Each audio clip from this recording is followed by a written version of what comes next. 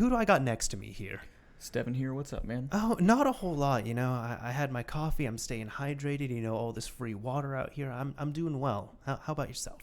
Pretty much in the same boat. I got you. Trying to stay hydrated. Jeez, hydrated, not high. We're not going to advocate for drug use here. And trying to stay. My God. Trying to stay functional, man. I need that caffeine a day. Mm-hmm. I know you've had a eventful day. Yeah. I can say. Starting early, staying strong. So. Yep. Let's keep this thing going. Yeah, let's keep it going for sure. Yeah, hopefully stream's going good and everything. Just started, so all that should be okay. Awesome. But, yeah. Well, we're here on episode 54 of ModChat. We got a few things we're going to be talking about. Some of the stuff including the PPSSPP Standalone app this time around for Switch, because a core has been released, which I believe we talked about before. We did talk about before, because I talked about how I was disappointed by it. Right. We definitely talked about it. So I know that you tried that out, so I can't wait to hear some of your thoughts on that. Yes. And I do plan to try it out a bit more. Jet Set Radio Future multiplayer and Super Mario 64 being decompiled. So it's just a few of the things that we have to talk about this time. Awesome. Yeah, it sounds like an awesome lineup. So I'm hoping so. Not hesitate. But before we get into that, should we kind of talk about what we've been doing the past month? Absolutely. In case no one here knows, this is something that Devin and I like to do on each episode of Mod Chat, where essentially at the beginning here, we just kind of talk about some of the modding stuff that we've been doing just off the show for the past month. Yeah, since this is monthly. Roughly. Yeah. So should I go first, or do you have anything you want to bring up? Sure. I mean, I don't have a lot. I guess the only thing kind of in the modding territory that I ended up kind of playing around with was more in the Hackintosh realm. Oh, sure. I'd love to hear about it. So I know we have to have some Hackintosh listeners here, people who are just at least interested in it. Yeah, maybe. It's definitely quite the niche community, but it's fun. So I didn't really have to, but I decided to redo how my system was set up. And for those who aren't really in the loop on Hackintoshing, there's a lot of like really custom stuff you have to do for your hardware. Yep. Customizing the bootloader very heavily, and honestly in a lot of ways that I don't really fully understand, but I found very Haswell specific stuff because that's the CPU that I currently have, and kind of did a lot more things manually. Before I kind of used this like sample configuration file that worked well enough, and I realized where that was going wrong and where I can improve. So spent some time on that and reinstalled the operating system and kind of got a fresh start, which for me always feels really good. I'm probably someone who is outside of the norm, and I really enjoy getting like a fresh install. Like I do not mind wiping everything, reinstalling my software. But I know you and I differ on that. It's because you use Windows and it's way harder. I don't think it's just that. It's even like on Android, for example. Like it is much easier to get all set up, but I'm just like, I just don't want to go through all the effort even of setting up all that. See, and the difference is, especially, I could not get this ever with Windows 10 this smooth, but as soon as I get done installing Mac OS or Linux, primarily Ubuntu, I have some scripts, and I literally just download the zip file, and within about 5 minutes, I have every piece of software that I need installed and a lot of things configured, like my OS settings and stuff like that. I mean, if you could get going within 5 minutes and have everything back in place to where you were, would that make a difference? It would. And I can say that. There is no like going and downloading a dozen drivers. There's no going and downloading a dozen applications manually. The script does literally everything for me. All of my software even sets up my like SSH keys and various different things. I even have it to download my source code and create all the directories. So literally, nice. I can get up and running in about 5 minutes. Now, question. Do you have like a ton of applications that you rely on and use or not? Because for me, I mean, there's some stuff like, for example, like if I had to nuke my computer right now, one of the first things I would get would be the Adobe suite. Yeah, I mean, a lot of it's development software. Okay. I don't know. I probably on a daily basis use 8 to 10 applications pretty heavily that don't come with an operating system, and then maybe 20 or so, or here and there. It's kind of my regular things, not including like games and stuff like that. Obviously, those are going to be on Windows. Sure. So, yeah, I mean, I think it makes a huge difference when you can automate your setup process like to that extent. It does. It does. So yeah. If it only took me 5, and I can even verify that because there are computers I have where like if I'm working on them or something's going wrong, it's like, I don't care about this PC. Okay, fine, let's nuke it. Let's just reinstall everything. Let's redo everything. I don't care. There's nothing of value to me on here. Or like my game systems, like I'll have like my main one and then the ones I use for like guinea pigs for YouTube. It's like, okay, cool. Let's just completely reset this thing to stock 2 or 3 times.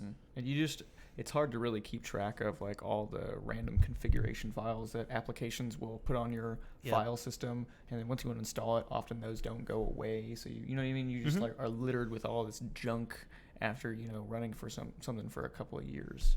So it happens. A lot of it's just peace of mind. You know what I mean? But so far it's been running better than ever. The last issue that I had was where it would wake from sleep every once in a while and then kind of lock up. Like it would never come to a screen, or the screen would freeze on the lock screen. It was very rare, and I haven't had that in about 2 weeks since I've done this. So right on. So yeah, it's the Hackintosh is one of these things where I'm constantly chipping away at it for basically the entirety of my PC, making things just a little bit better, learning a little more. But that's sounds like a fun project. I think for me, I've tried to pursue Hackintosh a few times here and there, and it was half-hearted attempts, and then it was kind of just, well, I'm not even crazy about Mac OS, so what am I doing? The value I get out of running Mac OS makes it worth it. And it's been at a stable point for a long time. I balanced Linux and Mac OS, trying to get to Mac OS to a point where it wasn't just a frustrating thing, because I don't want to fight with my tools either. I would like, you know what I mean? If I have to dual boot and go back and forth, I'll do it. But sometimes I want to get my work done, and I don't want it to like mess up or crash. Yeah. Drives me nuts. So it's at a point where it's more stable than ever. You wouldn't know it wasn't like a native Mac. So Hackintosh has come a really long way. They have. So. It's better than ever right now. I'm really enjoying it. So I've been doing it for over 10 years off and on. Yeah. Damn. Because I was in high school when I did my first one. Okay. I was in high school when I found out about it. So yeah. So that's really it for me. I've been very busy outside of all that. So what about you?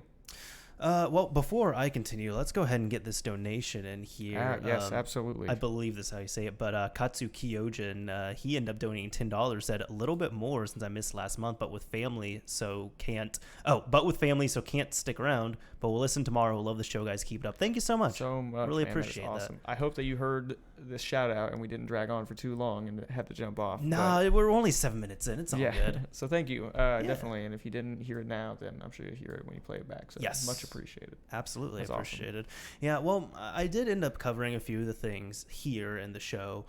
So I don't want to give too many details. So some of the stuff I'm kind of just going to quickly touch up on. That PPSSPP standalone, I will talk about it when we get to it, but I did happily mess around with that. That was great. I know what else is in here. You and I got to do research last night. Yes, it was fun. It was a blast, actually. It was very fun, and that was over the Jet Set Radio Future multiplayer. So that was actually, it was linked to me in the Discord, and if you're interested in joining, the Mr. Mario Hangout Discord, the link will be down below in the description if you're checking this out on YouTube. But that was linked to me there. I think I was looking for news, and I found an article on it. And then I started reading the article and downloading it. And as I was downloading it, somebody linked it to me. Wow. So it was just like the universe was saying, you need to play this. Synergy on that. Yeah. And then I remember, I think even on that, I had told you, I was like, you have to try this. Yeah. Like, you have to try this before we get on the show. Yeah. It's incredible. And we'll definitely give our thoughts when we get into it. Yes. It's awesome. Absolutely. Very excited to talk about it. Yeah. And then aside from that, I've kind of just... I messed around with some PS3 stuff here and there, got my HIN updated, messed around with that a little bit. With the Vita, the only type of modding thing I've really done on there is since there was a update that came out, which we will be going into some detail about that, I made sure I was tracking the news on that and everything, and then I got my Vita and my girlfriend's Vita spoofed to 3.71, so we're all good on that front, thankfully. Cool. Yeah. Nice. Just some kind of maintenance. Exactly. Very good. Just like, oh, this is going to be a thing. So we'll get to that. But overall, it's kind of just, I haven't been directly modding as much. I've more just been trying to play my games the past month or so. I picked up a little bit, yeah. To balance out my kind of crazy schedule that I've had. I've had a couple of moments playing with a little bit of family online, which is always fun, and some single player games, just trying to honestly, not even really trying to try hard to beat anything. It was just nice to sit down and not think too hard for a little bit. Mm-hmm. For sure. Looks like, wow, we got another $2 donation from Crash Override. Cheers to Super Mario 64 Decomp. I enjoy the channel. Thank you so much. We haven't even gotten to that at that point, so right. Yeah. We'll definitely be talking about it. Yes, yeah. And Tristan, for the record, we are streaming in 720p, so if anybody's freaking out, we've always done it at that point, but if anybody's freaking out like, oh, I can't get 1080p on here. I'm freaking out. That's why. I don't think I knew that. Yes. The more you know. The more you know. Yeah. Well, so is that pretty much all? I mean, seems like a pretty satisfying month. That is pretty much it here, yeah. Before we delve into the topics, there is one non-modding thing I want to do. And shameless plug, one of the developers behind this is one of my best friends. This isn't directly modding related, but for anybody who is listening or watching, I kind of just wanted to plug this because I think this is great. I'm going to have a link down below in the description, of course, on YouTube. But one of my friends, he is doing game dev full-time with a few other people, and they've been working on this game for a while from the ground up, back to her. I am going to be linking this down below in the description, as I said, because this is essentially, the game's not out yet, but this is just kind of a comic that you could read through. But this is not just, it's a short interactive comic. I absolutely love the art style here, what he's done with the website and everything on this. Like, this is awesome. You saw it a little bit, and you were liking what you saw. Well, yeah, and just as like someone who's in web development, they did a really, really nice job. Yeah, like look at that. Just like scrolling up and down, that all happened. So if you want something quick to read, I'm not going to go too much further down, but Back to Her, that's a game. I don't think there's any official release date on it. I'm sorry, David. Just shout out to my friend David who works on this. I don't know it off the top of my head. I haven't been bugging him for the game or anything, but I did let him know a while ago. I was like, hey, I'd like to get a review code and I'll promote it on the channel. And he's like, yep, done already. We good. So whenever it comes out, you guys will probably see a video dedicated to some gameplay or something of it. But yeah, just shout outs to my friend on that. And he didn't even ask me to do this. I'm just trying to do it. So David, I doubt you're going to listen to this, but hopefully this helps out a bit. But check it out. Yeah. Interesting. I would love to see the source code behind this website, to be honest. This is really neat. It is. Yeah, just the way the animations and everything go with the scrolling and how kind of the overlays and Z-index work on this. It's really cool. For sure. So, and if they're this good at web development, I can't imagine they're going to be doing bad at the game development as well. I don't think so. I haven't seen anything from the game. I'm just waiting to kind of be excited on there because I also want to go in clean. Yeah. So I'm not trying to get any like dev documentaries or anything going. I just want to go in fresh. Yeah. Well, speaking of friend of the show, I think we can go ahead and transition into the first Switch topic. This one I did want to cover because this is a friend of the show, but this is on topic, so we're actually going to be getting into the topics here. Absolutely. Yeah. So it looks like someone from the Discord, the Mr. Mario 2011 Discord, right? Yeah. Has actually released a homebrew application for the Switch called EmuNand Swapper, which is pretty interesting. Yeah, and there's not too much that we can show on here directly. We'll, of course, link the GitHub and everything. But yeah, just swap between two raw NAND partitions via two EmuMNC configs. And there's a couple releases here. The latest one, of course, should be the one that's used. But it's really funny because I remember, like, the I think this is a great tool, but I just think the release of it was funny because essentially I found this on I think the Switch Hacks subreddit, and I linked it on the Discord, and I was like, hey, our own, I hope I'm saying this right, Schmodul. I said, our own Schmodul is making some waves here. And he just kind of said, he was like, thank you, but oh shit, like I didn't know this would get attention. Yeah. Like this was for me and a friend, and I just posted on GitHub, and it took me a few minutes to code this, and now, oh my God, there's 400 views on this. That's awesome. It's a good feeling. Yeah. So he was just like, it was kind of funny because at that point he's like, I'm really grateful, but damn it, now I'm actually going to have to refine it and do some work. I didn't think, it's like, yes, I put it out publicly, but I didn't think anybody would care about it. Yeah, that is interesting. I haven't ever experienced that myself, so I can imagine that would be pretty wild. He wasn't ready. I've definitely but he's doing good at it. I've had a couple things that I guess I got more attention than I thought they would, but it was usually a little bit with the intention of getting some attention. Sure. So, I think it seems pretty simple, and I think it could be really useful, and it's obviously finding this guy some use. So, I think it's pretty awesome to have out there. Yeah, at least 2 people have been utilizing him and his homie. 4 stars on GitHub. So that's pretty cool. It seems pretty simple. I saw a configuration in the release notes for the config file to kind of point to the different MMCs, and it looks pretty simple. Yeah. So yeah, I'll even display it back here, but yeah, just a few lines on this. Pick which one's enabled, the sector, everything on that. Yeah. It even has like the Nintendo path, which I find pretty interesting. So you can have your multiple like encrypted Nintendo folders per thing, which is really cool. Yeah. So latest release right now is 2.1. Yeah. I do wish we had some good job, screenshots or something like that. I haven't pulled this up myself. I wish it was well, but I guess there's not too much you can really show on it because it's a utility. It's not an app, you know. I don't mind.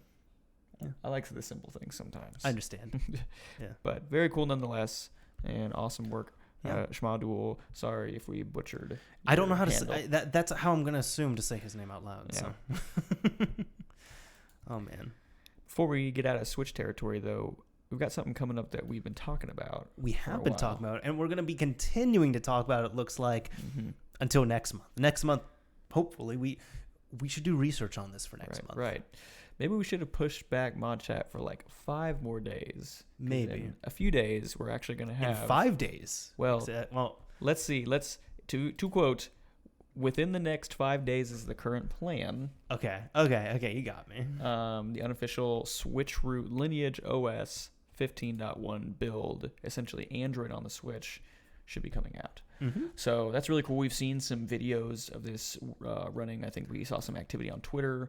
We've even got some screenshots here. And last month we did quite a bit dedicated to it as well too. Yeah.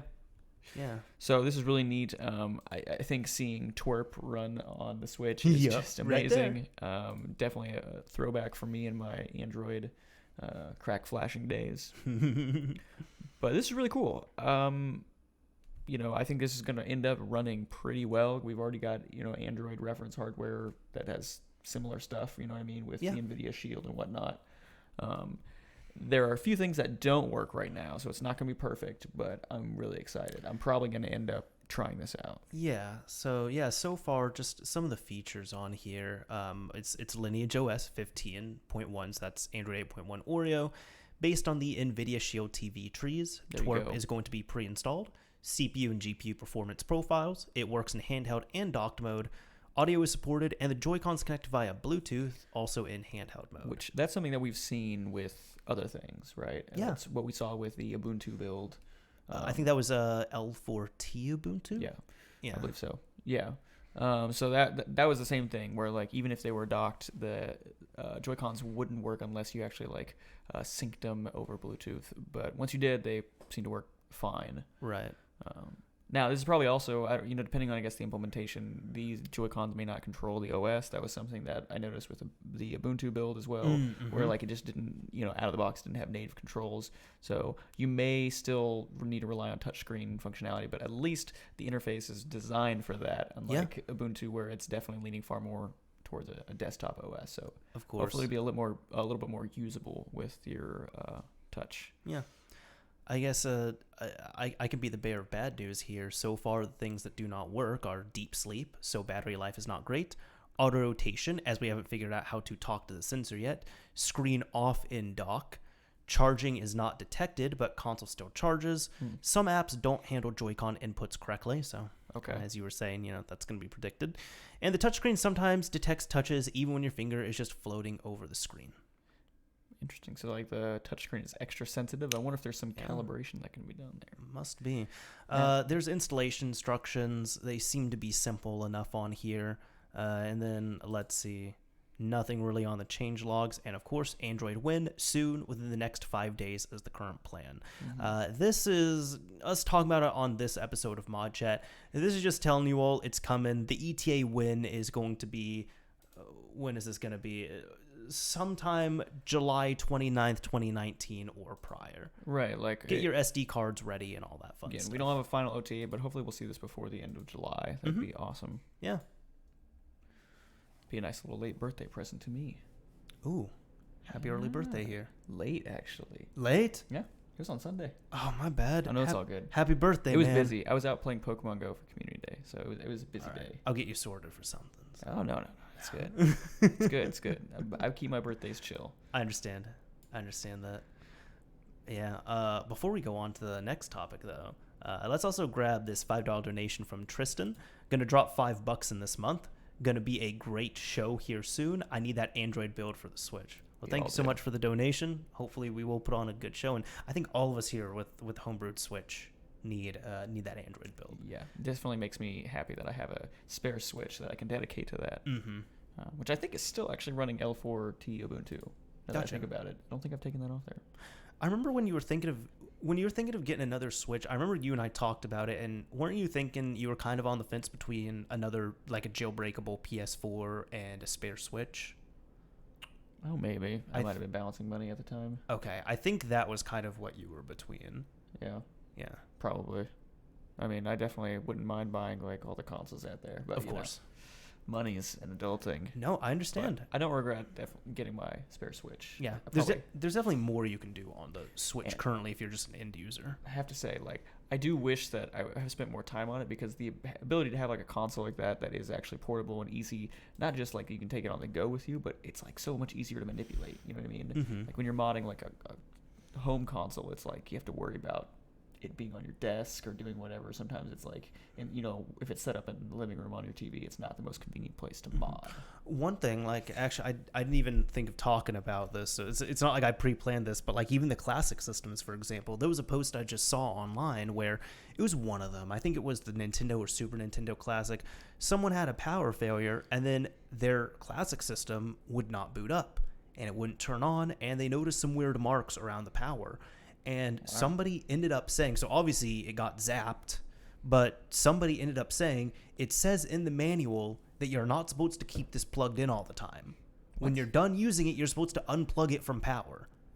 Wow. Yeah. That's bizarre. And I'm just like, seriously, I don't want to deal with that. Yeah. Like, I mean, that one's not plugged in, that one's not plugged in, but I want my stuff like plugged in, ready to go. Just because it's like, we had to make this cheap enough where it doesn't have good enough, surge detection or like capacitors in there to like take a surge.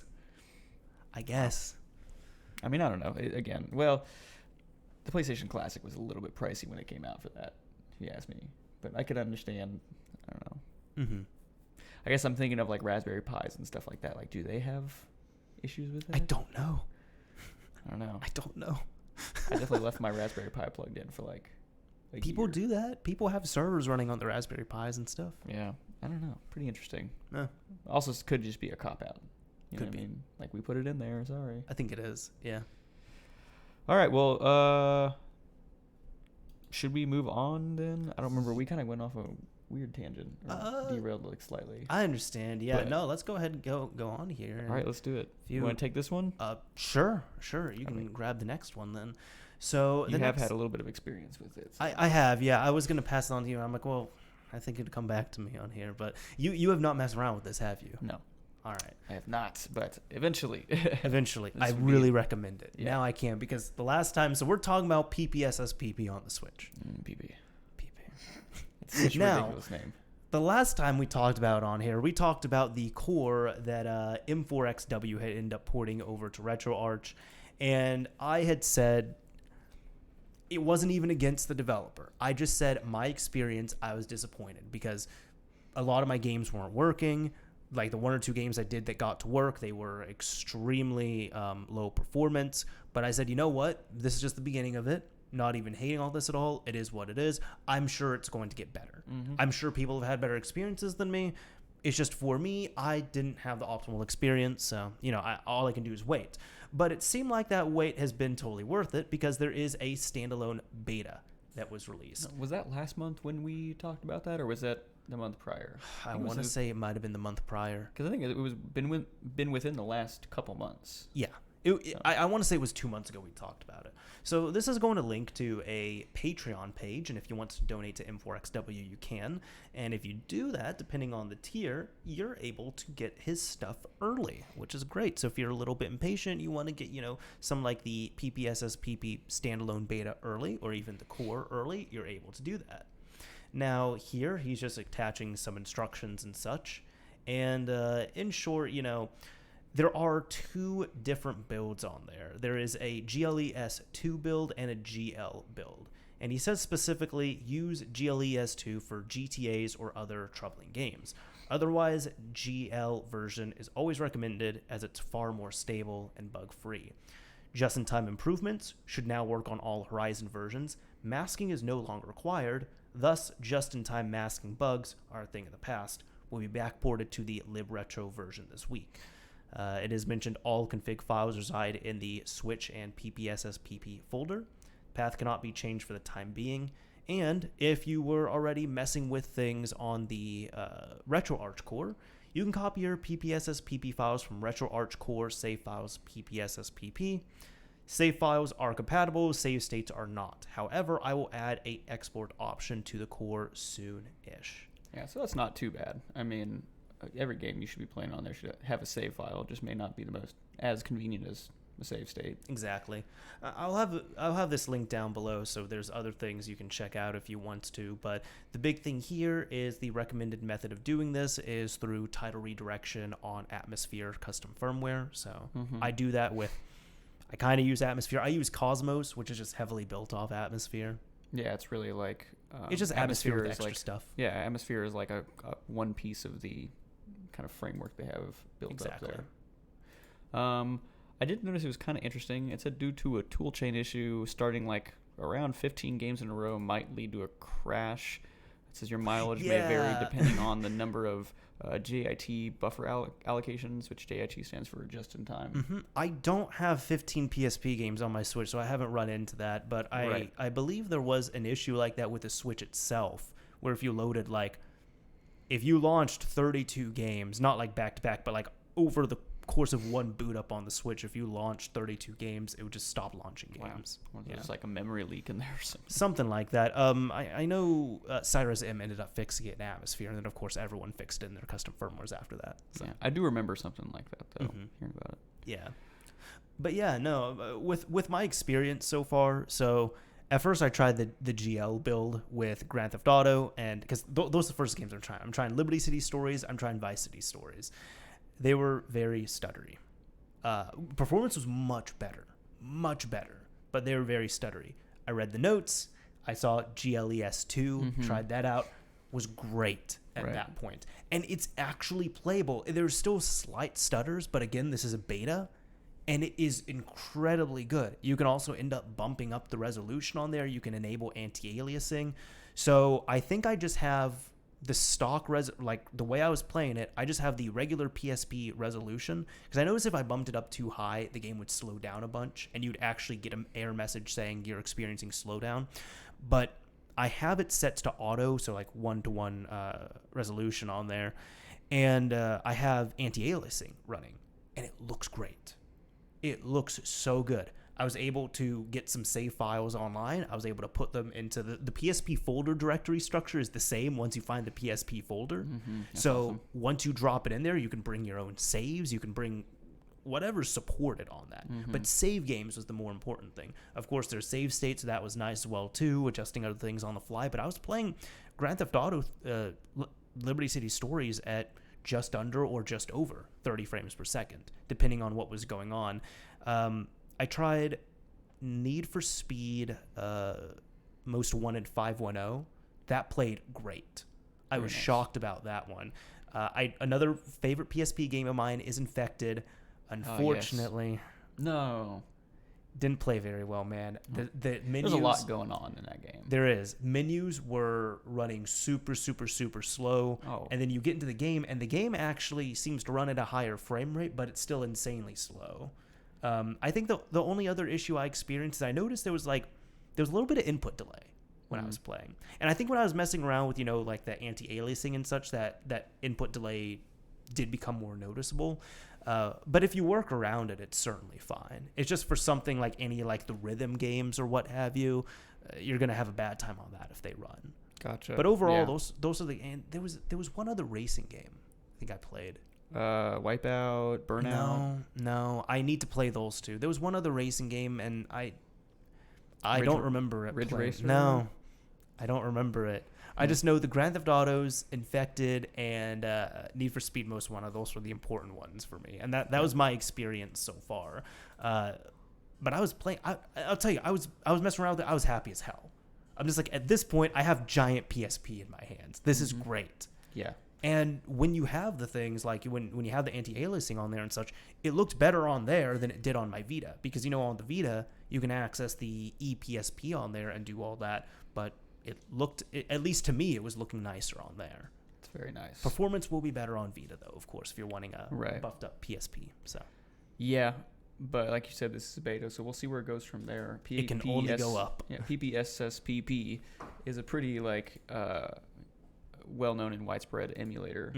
So I think we'll see some development on this, and hopefully some people, maybe in the open source community will be able to contribute to it, enhance that performance, and get it to a really, really nice stable state.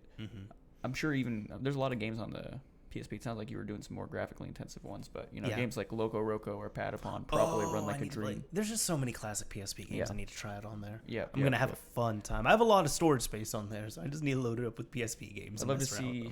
I'm gonna bring my saves too. I've kept all my saves. Very nice. Yeah. I'd love to see like Parappa the Rappa or Guitar Man as well. Since they're kind of like they were built originally for the PlayStation 1. Or was it PS2? Was it on the PS1 or the PS2? No. Which one? Parappa the Rappa. Parappa, it was on PS1 and PS2. And by the way, shout out to Cedric. Yeah, Midnight Club Los Angeles, that was the other game that I tried. There you go. And that ran fine. I think it just wasn't as memorable to me because I was doing quick races, and I never played it back in the day, so I have no nostalgia for it. I didn't. Yeah. I have nostalgia for the Grand Theft Auto games and Infected and even Need for Speed, but unfortunately I missed out on Midnight Club LA. Burnout was always my car game Burnout's great. choice. I was Burnout never that Legends, that was a good one. Yeah, I was never that into car games, so that really scratched my itch. Being able to just I love the drifting mechanics and whatnot. Need for Speed Carbon was probably my favorite Need for Speed game because it was made by the same developers. I don't know if you knew that, but Carbon was made by the same developers of Burnout Legends? Or just the Burnout franchise in general. So the drifting mechanics and how the car handles is almost exactly the same. Gotcha. Yeah. So I don't know.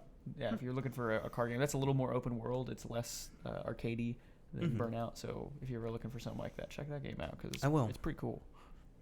I will. But that's awesome. I'm really excited for further development. Yes. And as Mr. Pete says, finally, I can play PSP on the go. Finally.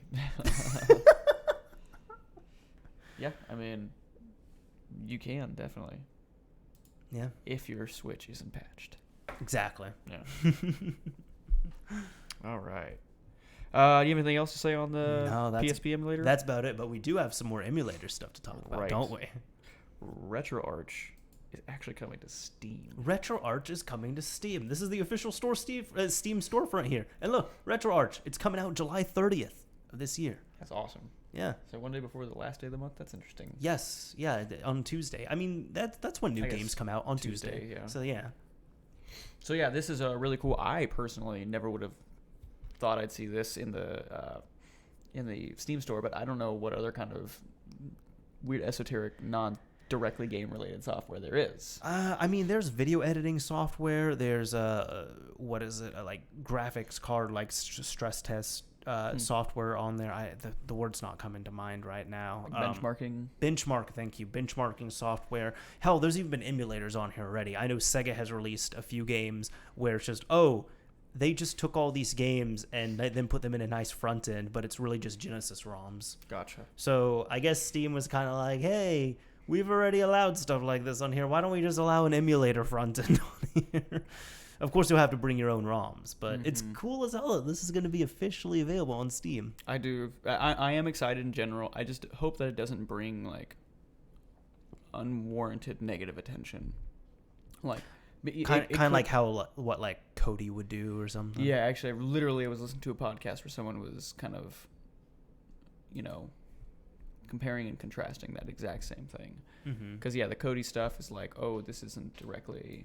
I mean, we all know this about emulators, right? But this isn't directly enabling piracy, but it could be used for it, kind of territory. So I hope that it doesn't get the wrong kind of attention and stir something that because this hasn't changed. I mean, this is already readily available. You can go get it very easily. It's not a difficult thing. This is just going to be even easier to access. Right. Yeah. So I wish the best for this, and I'm happy to see it there, and I hope everything goes well. Yeah. Now, I know some of the details that were mentioned were that the Windows version is coming first. The Mac OS and Linux versions are going to come later. It is going to be free, of course. You're not going to have to pay for it just because it's on Steam. Of course, you are going to have to bring your own games. One thing that's really cool here is it's saying you will soon be able to run original game discs, CDs from RetroArch. We take our video game preservation seriously and want to ensure you can run your originally bought content on modern-day PCs. So I guess... I mean, a lot of RetroArch cores should already support that in general, right? But I know that's been kind of a newer development with RetroArch from what I've seen. So, I mean, it's nice to see that they're going to be focusing on that more. Yeah. Or making it a flagship feature. Mm-hmm. But, yeah, because, I mean, I just think back to when we were experimenting with the Arch on the PS4, that build, I can't remember. Yes. PSX... PSX-IT Arch. Yeah. That's it. IT Arch, yep, that's right. So, and you were able to get the PlayStation ROM running. Was that using RetroArch, or was that a standalone? No, that was using a standalone emulator. Okay, that for some reason I was baked in thinking there. that was RetroArch. But yeah, I did take the disc. Like, I was able to take the disc and pop it into my PS4 and play it. Yeah. Yeah. So I'd love to see more of that. Mm-hmm. And we have media that's thankfully still accepted. Yes. It's not as easy to put a cartridge in your computer. Mm-hmm. No, not at all. But cool. So yeah, I guess one thought I had is like for people that maybe wanting to get into this, I think having it on Steam is kind of one of those ways of making it seem plenty legit. Like it's obviously going to be legit. This is from the LibRetro team, so maybe someone who really isn't that into kind of software like that, they may trust downloading it from Steam more than some other website. I think so too. So it's only going to be beneficial for them. Hopefully it's really cool that we can see that now. Yeah, hopefully it enables a lot of people to get into it that otherwise, wouldn't have. Yeah. As opposed to emulation being a big spooky thing where you might have to go to, I don't know, a weird website or something. Hey, it's on Steam. Right. And like in general, like not knowing, if you're don't know that much about computers, which when I was in high school, people would use emulators on the school computers all the time. Did anybody ever get in trouble for that? No, I did. There were we had crackdowns about that, man. So I did, like, a couple of teachers had caught me before, and they were basically just kind of like slapped me on the wrist a little and like made me delete the folder, and then I was just like, okay, I'll go download it again. Exactly. So yeah. I think the big thing with schools, because our school, it would be in waves. There'd be band waves, so to speak. Not like I'm just using that term in here, but like once a year, IT would just really get a stick in, like they'd really be a stick in the mud, and they would go in and delete any Halo files, any Nintendo, Super Nintendo, Game Boy Advance, Game Boy Color files, any emulator files off of networks, off of local workstations, and they would tell everyone, just like searching for file extensions or something. And they would tell everyone, don't do this, and then for a few weeks, even if you fired it up, they would come down and they would say, delete this, do it again, you're losing your computer privileges for the year. Oh, you're in a computer class? Tough luck. Yeah. I think thinking back now, I think I totally understand why they would do it. It was more just the piracy and the copyright concern. Yeah. Because that is a big thing where, like, a lot of colleges, for example, you have those really fast internet connections there, and colleges do get hit with DMCAs. So I can totally understand why they would be upset with that and why they'd be enforcing it. But it was always funny to see, like, everything would be cleaned, it would be enforced for like a month or two, if that, and then it would go back to the way it was. Mm-hmm. That's even more interesting. I think that's the most ironic part of it. Mm-hmm. Because I mean, I was in a couple like early typing classes or computer classes, and I remember people, almost the whole class was downloading and playing the original Super Mario. And think of how many times that it was downloaded, and you know what I mean. Mm-hmm. Our IP was logged, and how many copies of that is just sitting on the network. Like it's just overall that cannot be great. So I totally understand too. I think the only thing that might have been okay, and the reason why they just lumped it in, was because it was a distraction. There were a lot of kids who were playing it and getting like loud and all that. Was the Halo demo? That was a really popular one. Oh really? A lot of people were downloading the Halo demo and then getting on LAN and shooting each other in Blood Gulch. I don't think I ever saw someone playing full on Halo at school. No, the Halo demo was big at my school. Wow. Yeah, like the Halo CE demo. That was a big one. Dude, I remember playing that on the computer. Anybody in the chat right now, the live chat, I want to know like what your big school games were, because I think the only other one, there was the Nintendo. It was always the Pokemon games on emulators. Always. the Halo CE demo, and Pocket Tanks. Those are like the big games that you would find just on PCs and network drives. Interesting. Yeah. I can't really think of many more other than, emulators, Pokemon, Super Mario, exactly what you were talking about. Mm-hmm. Pokemon was definitely big. All right, enough reminiscing. Enough. Let's move on to the next topic, and we've got a little bit of PlayStation Classic news. I would imagine that probably most people listening to this by now have heard about it, but I think maybe if you haven't heard about it, look, PlayStation Classic. All right, now you've heard about it. Well, no, more so the $20. Yeah. So the big price drop on it, it's the lowest it's ever been, and it seems to be pretty widespread. So pretty much everywhere you can get it, it's $20. Yes, yeah. Right now, I think this started last week due to Amazon Prime Day, and then other retailers such as Best Buy were selling it for $20, and right now it's still on sale for $20. And it's funny because it's like, I can say, even if you don't mod the system, totally worth it for $20. The hardware alone is worth $20. I mean, you look at a Raspberry Pi, that's $35, and you're technically getting a little bit more than that. If you're looking at the games, this is $1 per game at that point. Yeah. If you do want to mod it, it's super easy to mod. But the reason why I say this is because this came out, as you can see, December 2018. It's now July. This was originally $100. Within the first few weeks, I don't think I ever detailed this, but when I got it, I did buy it. Like, I was okay doing this because 1, I love the PlayStation, and 2, I was actually doing it, like for YouTube and all that. I had, a purpose to make videos and such. So I bought it day 1. I paid $100. The price dropped to $60 nearly immediately. Yeah. So I did get a $40 refund back, thankfully. So I was out of pocket $65, including tax, which I was totally okay even with that price. $100 was expensive, but I also justified it as, hey, I'm also using it for the channel and such. So this is going to be fine in, this term here. But I just find it funny that a lot of people said it wasn't worth it. But now we know the true worth of the PlayStation Classic, and that price is $20. Because even if some people, if they were hating on the Nintendo or the Super Nintendo Classic, point is, the Nintendo Classic sold for $60. Like, never went on sale, ever. You could keep it priced at $60 until the very end, and it sold out at $60. It never went on sale. Super Nintendo Classic, $80. Even if you say it's not worth it, it was, because it never went on sale, and it sold out completely, multiple times for $80. PlayStation Classic, it did not stop. As the price has been coming down, it's been, selling out more and more. Like, there's been more units moving. But that magical price point is $20. It's incredible. I mean, I definitely, if you compare it side by side with the NES, I can't tell if I'm surprised or not. Because I feel like it should be at least competitive. You know what I mean? I didn't think $60 was a poor price for it. But this is incredible. And if you haven't copped one, it's honestly it's worth your $20. It's absolutely worth $20. Even if you don't open it, even if you just keep it and like have it as like a shelf piece, like that's still pretty dang good. Yeah. It looks cute. Look at that thing. Yeah. So I just thought that'd be fun to bring up. In case you haven't snagged a PlayStation Classic, I would totally recommend snagging one for $20. Anybody who's listening is probably going to mod it. It's totally worth it at that price. Right. And even as you said, you were talking about the Raspberry Pi. That's a good example I like to bring up. It's like the Raspberry Pi computer alone is $35. PlayStation Classic, everything you need to get started aside from a micro USB cable. So you need to bring your own power cable. But aside from that, $20. Yep. Get yourself a cable that you probably have lying around. You're not paying any extra. Right. If you look at it like with the Raspberry Pi, you'd be getting a Pi, a case, and a couple controllers, which I think would be about the equivalent of what you're getting with the PlayStation Classic. Many people have said that the controllers alone are worth it because those are official Sony controllers, mind you. Yeah, and that's USB, so that's kind of nice. So reusable, hopefully on the computer, even if like native drivers don't exist.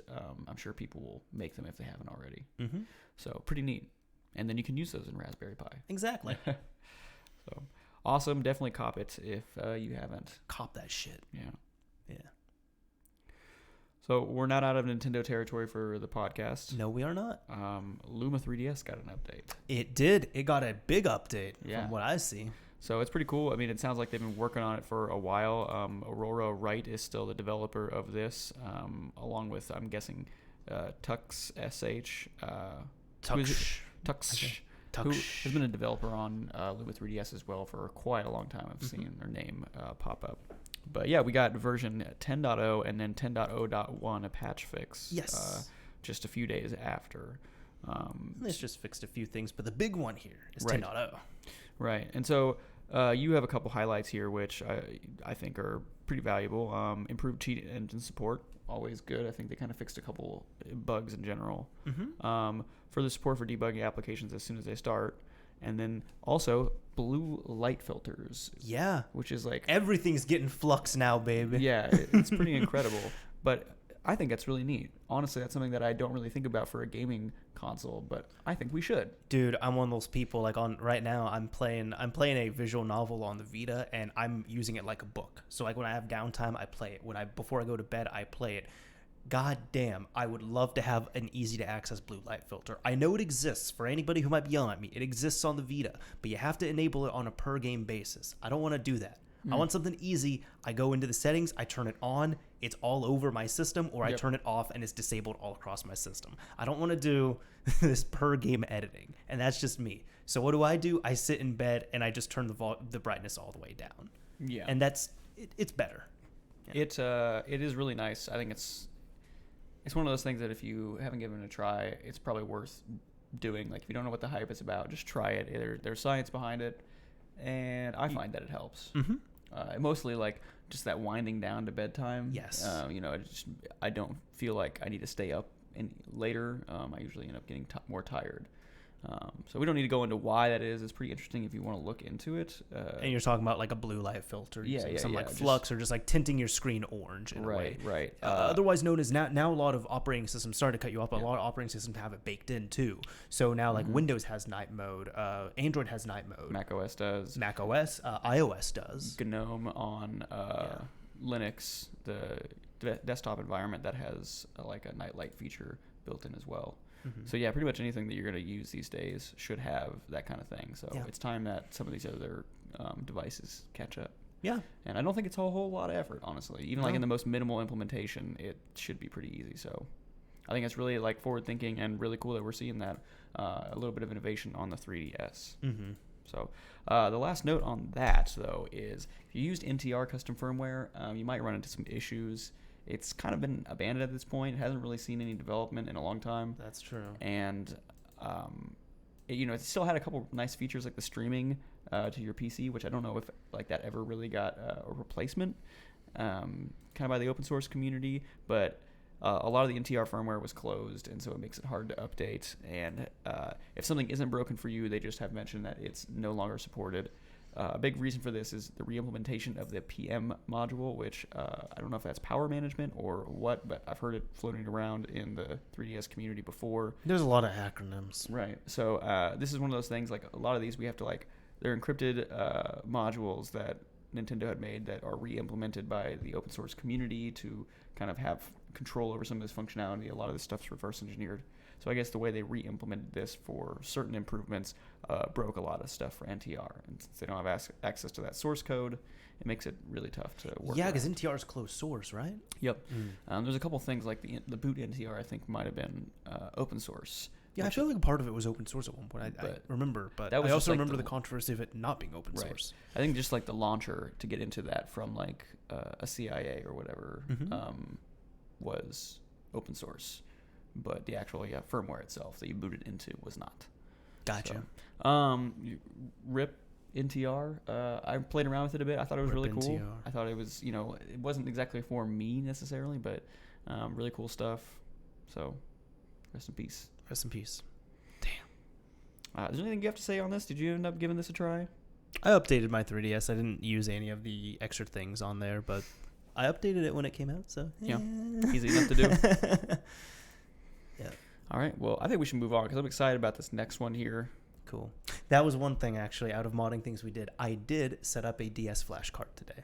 Oh. There we go. Cool. So I got to do some DS stuff. Nice. With my 3DS. So, yeah. Anyways, do you want to grab this? Dude, yeah. Okay, you do. I'll let you. All right. So I don't know if I've mentioned it on here before. Maybe. I don't know. But Jet Set Radio, Jet Grind Radio, however you want to call it, depending on where you're from, was one of my favorite games of all time. I was more partial to the original version on the Dreamcast, whereas you were more partial to the one on the original Xbox. Yes, Jet Set Radio Future. Right, which was very similar and very different. You know what I mean? It was kind of like a reimagining of the game as opposed to like a sequel or something. But God, I loved it. Yeah, I really loved both games. But now we have something, a community project, not at all official, not at all like ported or reversed. This is Jet Set Radio Future Multiplayer. Hell yeah. It's built on the Unity engine and built from the ground up. Mm-hmm. Now, we played the game yesterday a decent bit. For like an hour. Oh, yeah, it was probably about an hour. It was fun. Oh, man. And the online play is really easy. You kind of just can create a server very easily. You see the open servers. You can hop in. You can name your server. Kind of really stuff that you would expect out of this kind of game at this state. It all worked pretty well. I thought the character models were incredible for what it was. Mm-hmm. The physics were almost just as bad as the original games. I never did love the control scheme, but the rest of the game was always so good. I could see them tightening up the controls just a little bit, and I hope they do, but it's pretty cool. It is. You can see here you can play as a lot of classic characters, which is really awesome. They're planning to put all 24 characters back into the game. I don't remember in Jet Set Radio Future if that cop was actually in the game. I think that might have been the original. You're talking about this? Yeah, that guy is from Onishima. Mm-hmm. He is from the original game. Okay. He was everywhere in the original game. On most levels, he popped up and was attacking your guy. So I think that's cool that they put that in. Seems like they have a wide variety of levels and game types. Mm-hmm. So you're not going to be running around quite like the original games. This is entirely multiplayer focused, but it was a lot of fun. Characters from the original Jet Set Radio are coming in 0.4 because this current version that's out is 0.3.9.1. It's very cool. And it's Windows only right now. Yep. And yeah, we just need to stress again, this is built from the ground up from Unity. It looks like the game. It was shocking to play. Yeah. It feels like the game. There's a couple things doing a quick turnaround is kind of funky. I had weird issues with that. Some of the tight corners and stuff like that didn't feel super great, but yeah, the game is really cool. A lot of the navigating, grinding on stuff, doing tricks. Look at this! Look at this! It's. I'm glad I could find gameplay on here, but oh my god, it's incredible.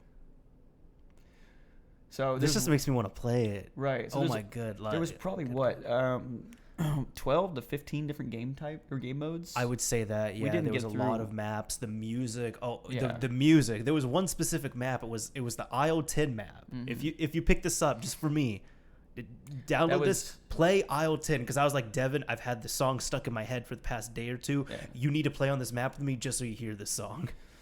Yep, and I have a playlist on Spotify of all of the Jet Grind Radio and Jet Set Radio soundtrack. That's awesome. Songs. So I'm a huge fan. So this is awesome. I cannot wait to see it continue. I'm really hopeful that this doesn't get shut down. Sega usually is pretty good about community projects. Yes, they are. Yeah, because that was the other thing. I'm like, there's no way that this is just going to be totally chill, copyright wise. I hate to say it, but Sega also actually really likes this stuff, and they don't care. They encourage it. So. Mm-hmm. And I think that's all good. Jet Set Radio is something that fans have been begging for, a remake or a sequel for a long time, and I love to see this living on in the community. I'm a huge fan. I would love to see another one. And this is the closest we'll get so far. Yeah. I follow the music, the main artist behind the original soundtracks. I can't remember his name right now. Let me see if I can pull it up on Twitter. But yeah, I've seen him on many occasions. I followed him for a couple years, and he Hideki Naganuma. That sounds about right. Yeah, maybe we can post this or something like that, because I'm not going to spell that all out right now. But yeah, he's mentioned multiple times I would love to get involved in another game. I don't know anything yet. Obviously, maybe he wouldn't say if he did know. Might be under NDA, but. He's stressed multiple times, I'd love it. It's not happening. Mm-hmm. So if we can see this live on in a fan project, absolutely, I'm all for it. Yeah.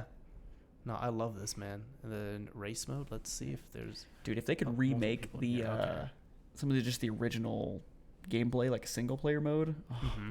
Yeah, that's the other thing. You can play this offline. You can play this by yourself, but there is no traditional single player campaign on here, unfortunately. Yeah, and that's actually like what I started with. I was playing offline by myself with Jet Graffiti, which is you take a map and basically try and cover the whole thing as quick as you can.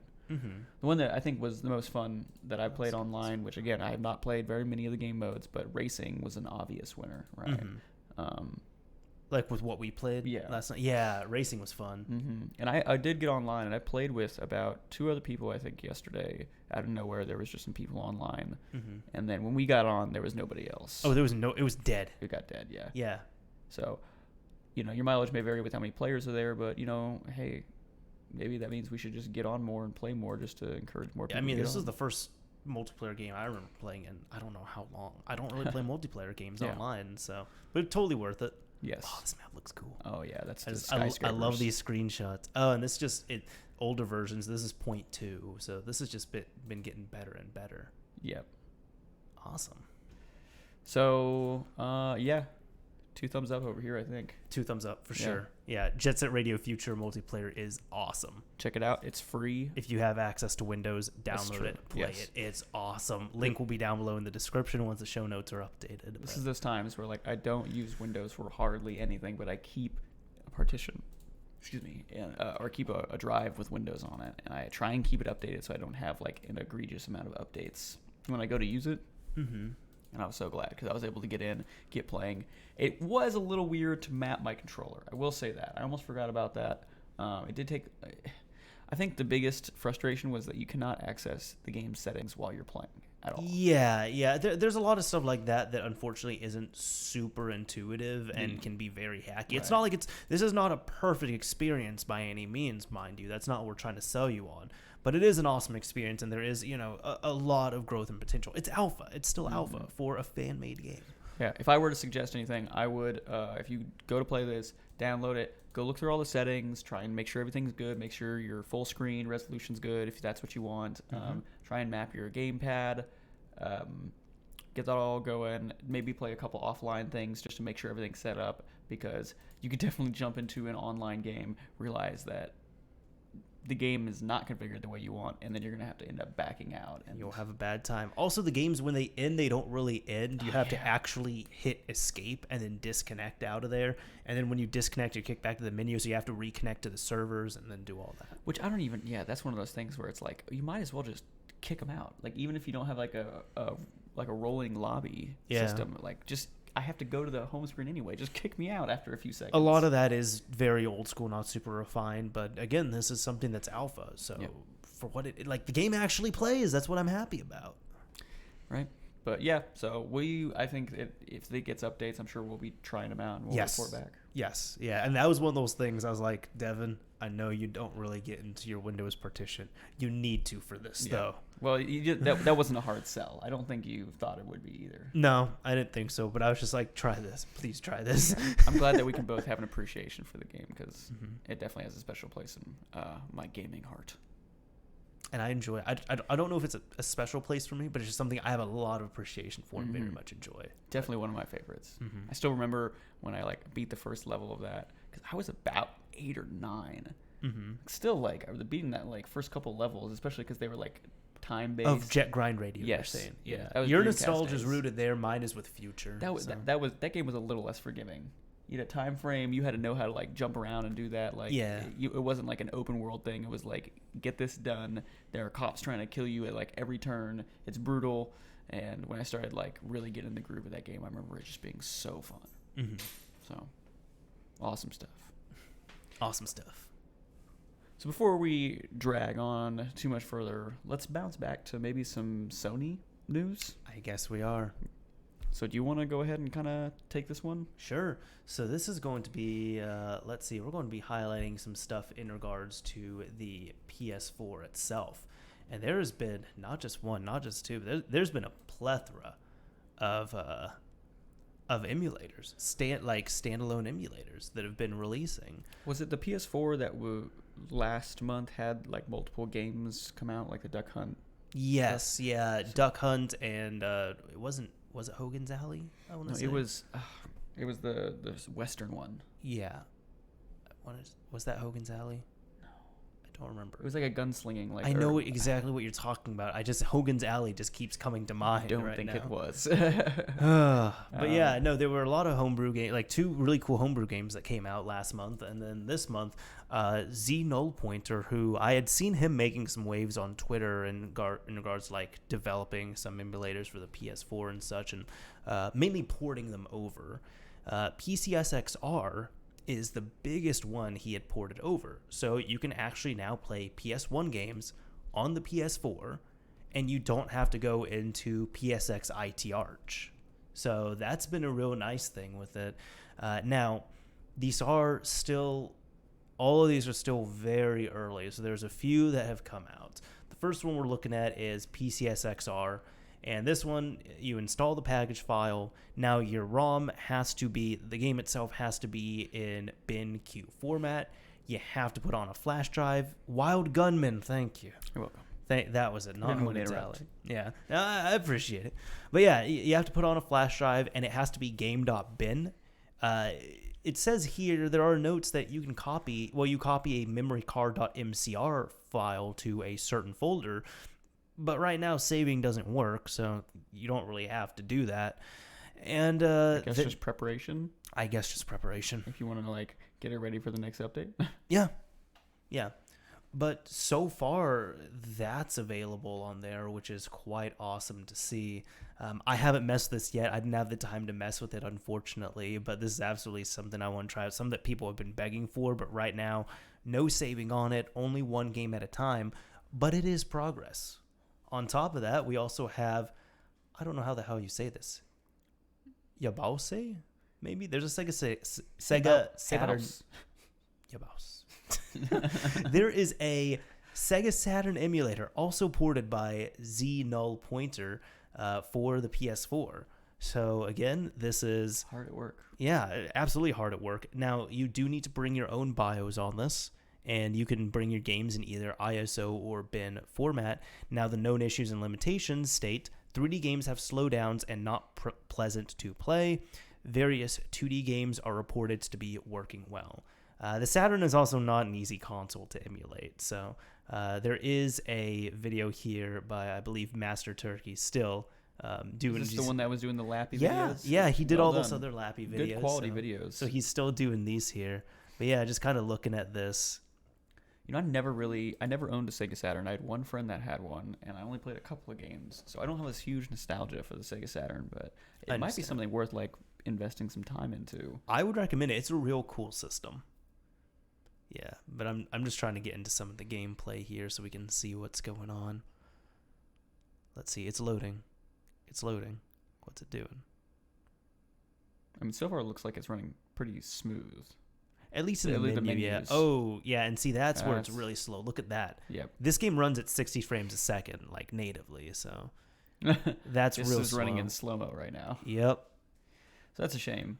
It is, but again, this is still very early, and on top of that, Saturn emulation's not easy to do. Right. Yeah. I'll take your word for it. Have you done much of Saturn emulation in the past on other consoles? I have not. I typically play from the on the console itself. Oh, very nice. If I'm gonna play on there, yeah. But yeah, let's see. There was also another one. I don't know if we have too much on here at least, but this is at least from PSX Hacks where they were mentioning the Raycast emulator as well. There are downloads for this as well too, and there's a few betas of it. So Raycast, in case you do not know, is a Dreamcast emulator which has been ported over. Let's see. It looks like Dark Element ended up having a Rayman 2 gameplay on here. So let's take a look at this. Just reading through this, a couple of interesting tidbits. It sounds like this is made with the Sony SDK and not the open one, so I don't know what ramifications that might have in the future. This download looks to be available at the moment, but hopefully it doesn't get taken down for that reason. Let's see. Yeah, but just something to be aware of. Trying to see if there's anything of note in these tweets that are kind of playing here. I'm trying to. Game has been loaded successfully. All right, cool. I'm just trying to see what else is going to happen here. It is. Oh, it's loading. Looks like. Okay, there we go. So this is the actual cutscene, which seems to be okay. The reason why this is kind of messed up on the left and right, as you can see, is that this game is supposed to be in 4:3, but it's being forced into widescreen mode because Raycast can do that. So, yeah, you normally wouldn't have all this crazy popping and stuff on the side. Yeah, if you ignore that, it's really not so bad. Yeah, let's get into the actual gameplay here, though. That's not bad, dude. Maybe a little slow. It's slow, but that's certainly not bad. And now, granted, Dreamcast emulation is also much farther along. Yeah, this it's much farther along than Saturn. That's really cool. Cool. PS4 would be an awesome console to play a Dreamcast on. It certainly would be. The last one here is MGBA. It was also ported over. So let's see. Or beta release via actually Zlog. Okay, and then developer. Okay. So it looks like Zlog80 and Znullptr had both worked on this to some capacity. I don't know the full details on there. I just know these were kind of all lumped under Znullptr. But again, another demonstration video by Master Turkey. I'll kind of go forward here a little bit so we can actually get into some gameplay. And that's going to be... Hold on. I'm going to move here so we skip the Mario stuff. There we go. And I haven't been on SendSpace in a long time. Oh, man.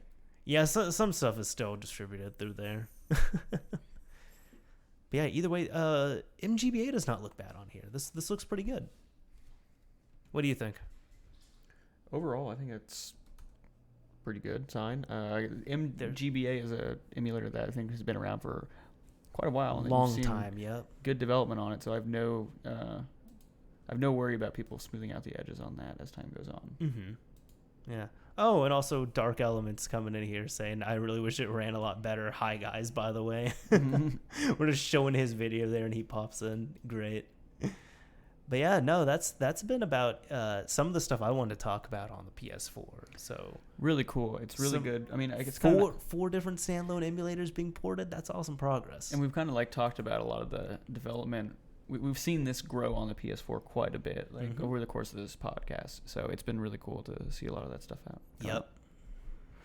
So very nice. Very nice indeed. We might have to have a play session at some point. Yes, we do need to do that. Yeah. It would be nice to compare and contrast to maybe, I don't know, some of these emulators, and especially with the Switch coming out with a lot, see what works best on what. Mm-hmm. For sure. So that's about it for PS4 news. Did you have anything else you wanted to kind of tidy up on? That's about it on my end, at least. So PS Vita has been getting a decent amount of attention, especially with the Trinity exploits. Yes. However, Nintendo has come. They patched it. And they basically, from what I was reading, patched every single exploit involved. They did. Surprisingly, they did. Yes. So according to, I ended up grabbing, I did follow this as it was unfolding, but just Aurora over on Wolo.net just did a great job summarizing it all here. So as I said near the beginning of the podcast, PS Vita firmware 3.71 ended up releasing. As expected, it patched Trinity. And for anybody who doesn't know, Trinity was the latest 3.70 exploit, which essentially you had to activate your system, download any PSP game, you then repackage the PSP game with this Trinity exploit, and it uses three different exploit chains to allow you to install and access Homebrew and run unsigned code and Hinkaku and everything on your Vita. Now, it was stressed. There was a lot of... remember, we've covered this on the podcast, Devin. There was a lot of preparation where a few months before it came out, the Flow said, hey, this is time sensitive. This requires PSN access. This requires us to download some stuff. So you all have 2 months to download any PSP game. And then the release came out. And then it's been about 2.5 months that it's just been running on the latest firmware, been all good. And then this dropped. And I know Sony, the only thing they really did to mitigate it in the time was they did delist, from what I understand, they delisted pretty much all free PSP games and demos from their marketplace. Really? So you could still do this. Even after they delisted, you could still do it, but you did have to pay for a PSP game if you did not have one already. Oh, man. Yeah. which for $5 or $10, that's still worth it. Small price to pay, but that's a shame. I do hate seeing stuff like that, like a lot games getting taken down off the store just because of the impact, but I understand. Mm-hmm. And excuse me, so it's an exploit chain, but there was 3 stages of the exploit chain. That's what I should have said. Hence the name Trinity. Yes. That's kind of where that came from. Exactly.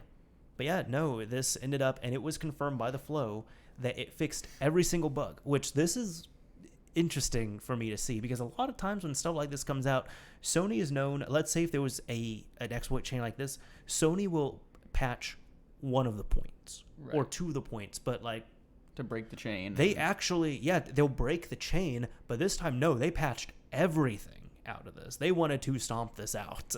Mm-hmm. Yeah. I mean, it's pretty big for that to be running on the latest firmware. I mean, I think that was a good move on their part for their intentions. Mm-hmm. But, yeah, it sounds like they're starting to learn their lesson. Yes. Yeah, well, maybe for better or for worse. I don't know. But either way, it's not recommended at all. Do not update to 3.71.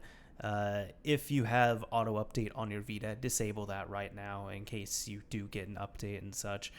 The other thing would be if you have a modded Vita in your Hinkaku settings, change your version spoofing to 3.71. Now, the other thing that's cool is that as we can see here, Team XYZ, it's saying here, has demonstrated in February. Well, the exploit by Team XYZ that was demonstrated in February seems to be alive and well on firmware 3.71. Right. I don't remember if we covered this. I think we did. I think we did, which that one was the one that was kind of teased, but also was just like, we may not ever release this. Yes, it was shown on Twitter at the time. It worked on 3.70, and then Trinity ended up coming out. But that exploit still works on 3.71, which means that people have been able to access unsigned code and Hinkaku on 3.71, which is awesome news. Right. So we'll see if they actually release it, or is this going to be just another tease? Yeah, we'll see. In my opinion, I think if it were me holding on to it, I would hold on to it until end of day, until true end of life on the Vita. And a lot of people, I kind of want to talk about this too. A lot of people have been saying, like, why would Sony even patch this? Why are they allocating resources? Why are they doing this? And to me, it makes sense. I mean, one, they are to protect their product, but 2, there's still Vita games that are coming out. There's some limited physical ones that are coming out, but there's still digital Vita games that are coming to the storefront. So something like the PSP, for example, where there hasn't been a PSP release in years, there's no reason for them to maintain that and to patch out things. For something like the PS3, 4.82 was openly exploitable for like a year, and then it was patched. 4.84 has been openly exploitable for months. And I think Sony really drags their feet on that for a couple reasons. One, there's really no PS3 games coming out. I don't even know if Just Dance 2019 is coming out on the PS3. But the other thing is, too, they don't really want people to be on the PS3. They're kind of saying, hey, just we have a successor. We have another console. PS4, get that. PS4 Pro, get one of those. But they don't have another handheld that they can point to. The first handheld isn't supported anymore. The second handheld is pretty much on live support at this point. So they can't really say, hey, move on to the Vita 2, for example. Mm-hmm. I think that's kind of the smaller thing, but the main point is there is still support in the way that there are new digital games that are releasing on the Vita. So once that completely dries up, I feel like the firmware updates will come to a very, very small trickle, even smaller than this. Yeah. The reality is a lot of these decisions come down to money. If there is a perceived amount of money to be made that, leaving these things open would impede, then the business is going to make the decision. Yeah. Wouldn't be that surprising, no matter what. So now the surprising thing is, I don't remember who for the life of me, but there was someone on Twitter I had seen who stated that, funny enough, this firmware, according to the build date, was built about a week after Trinity was released. So this was patched extremely quickly. Yeah. But the thing is, to actually get to production and be pushed out, it took, another over 2 months to do that. I guess QA was really going hard on it, or they were dragging their feet. I don't know, but it was patched pretty quickly. Well, yeah, I mean, I guess that's patched the thing, and built right? within a week of release. Firmware updates, I've never issued firmware updates for anything like that. but they're risky. They can brick devices. You know what I mean? So I think, I don't know if that's normal of a time frame per se, but I understand. You definitely don't want to prevent people from like jailbreaking their PlayStation while also bricking other people's. Then you get the people that maybe didn't even care about, the exploit mad because they can't use their console. And you could lose a whole other kind of category of users. Yeah. So I get it. I do too. It is what it is. It is what it is, man. But good signals from the Team XYZ. Yes. Yeah. There's at least something that exists on 3.71, which makes me happy. So before we kind of get out of PS Vita territory, it sounds like there's been some progress on a bug bounty that we had talked about. There is, yes. For anybody that doesn't know, we had advertised this last episode and said, hey, if you could do this, money. Right. Money right here. We have an article on Wololo also that I'm sure we'll look at. At the time, a few days ago or a couple days ago, this was July 16th, it was at $1,067. So in less than 8 days, it's gone up to $1,172 US. This is over doubled since we last looked at it. That's really cool. Yeah, and for anybody that doesn't know, again, for the GXM driver for the Vita, if this bounty is satisfied, this would mean that emulators are able to utilize hardware acceleration on the Vita. So you can have much better performing N64 games. You can have much better 3D games and 3D assets be utilized in emulators and such and other homebrew. So this would be really awesome to see here. Right. So it says, or I guess specifically with RetroArch, but yeah. Over here under, I don't know if you want to switch over to the Wololo article. Sure, I don't mind. Recent progress. It says that, I see how we pronounce his name. This is always fun. Name roulette. Frangar? Oh, Frangar. That's how I would say it. Frangar. Frangar is thinking about writing a GXM specific hardware rendering driver for PCSX rearmed, allowing for rendering of some PS1 games at higher resolutions for better image quality. That'd be cool. A status update published a short while ago in which Frangar discuss the progress he's already done. This includes getting runtime shader compilation to work, which is instrumental in allowing cores, such as ones for SNES, GBA, to make use of filters and shaders on the PS Vita, thus making games look better in some instances. The Vita 2D driver has been updated to the latest version. Scissoring support for the menu drivers being implemented. This is used for rendering the Ozone driver, Switch SQI, and menu widgets. I promised to take a look at the Ozone driver and menu widgets, presumably after finishing the scissoring support mentioned above. And apparently, the final RetroArch driver will be based on Vita 2D, not GXM Vita GL, as was initially stated. Hardware context for cores and shader pipelines will be implemented to it as well. I'm not super familiar with Vita 2D, but I thought that line was interesting. So is the Vita 2D, Vita 2D does not use the GXM thing, so they're planning on making... Correct. Vita 2D can use it can get away with a software acceleration, not hardware acceleration. Interesting. So I guess what does that mean for the end result? Like if we're trying to shoot for getting... Much better emulation performance, and I'm sure better performance with, anything else that's going to utilize this. Directly with emulators and RetroArch, again, this would mean that 3D would be much better. Well, I guess they could really use the actual hardware. I'm probably just missing something a little bit here by not knowing the full background, but it says that the final driver will be based on Vita 2D, not to GXM. Right? Yeah. So I'm not really sure what that means. Maybe we can kind of circle back on that at some point. But yeah, good to see that there's an update. Definitely nice to see there's progress and that the bounty will hopefully go to some good use. I'm hoping so. This is a decent amount of money. I would take $1,000. Yeah. For developing some software. Yeah, that's some good money right there. Yeah. So please, if anybody listening to this has the skill set you think that you could tackle this, you can get yourself $1,200. Almost $1,200. That's a good amount of cash right there. Yep, we'll leave the bounty source and whatnot in the show notes. So definitely go check it out. All right, now we do have a little bit of Nintendo 64 news. So we do. Oddly enough. So we do. So you posted this, and I did. had not heard about it.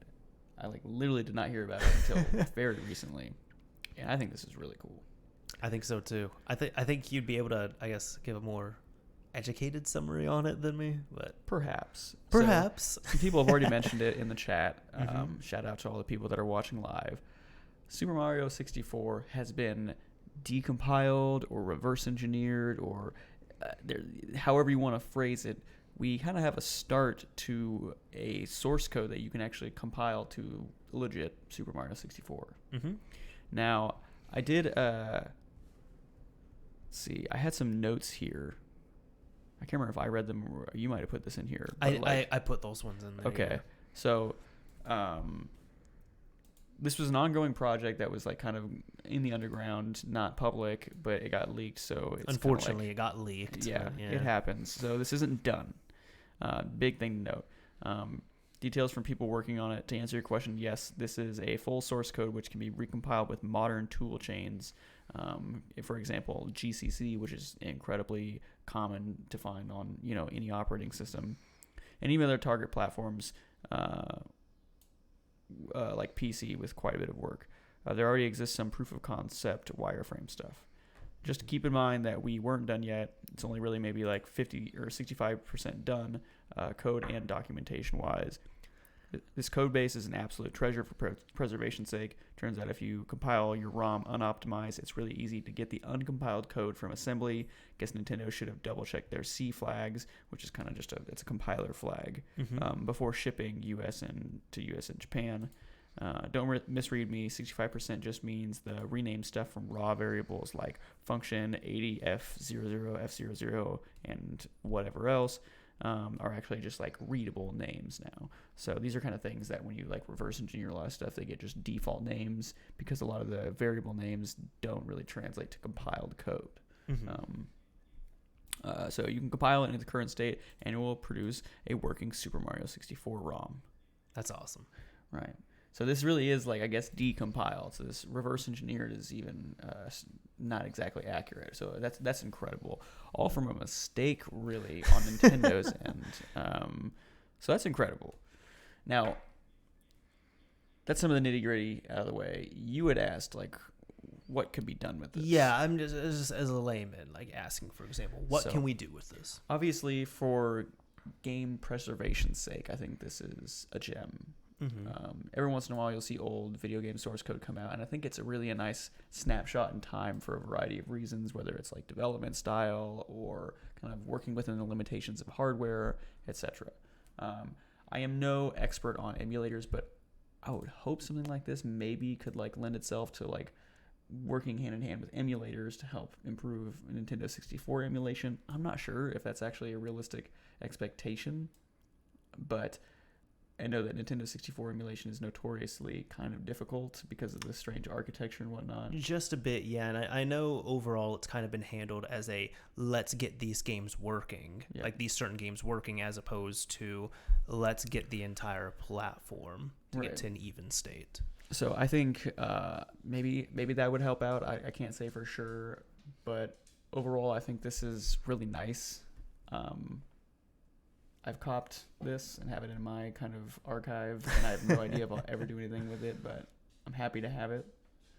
And I hope that they continue to finish reverse engineering this before Nintendo smacks them down, because I have a feeling it's coming in some shape or form. Yeah, I don't know about that, honestly. But now, to get the source code, it's not being floated around quite as willy-nilly as, other things might be. I guess I can say there's many hints on the thread. Yeah. About getting it. But I essentially ended up finding, like, a somewhat random download link from an archive forum post. So, it's like... it's there, it's just it has to be hunted for, is what you're saying. A little bit. Yeah. But, not too bad. So... this is neat. It is. But really, like, I don't know.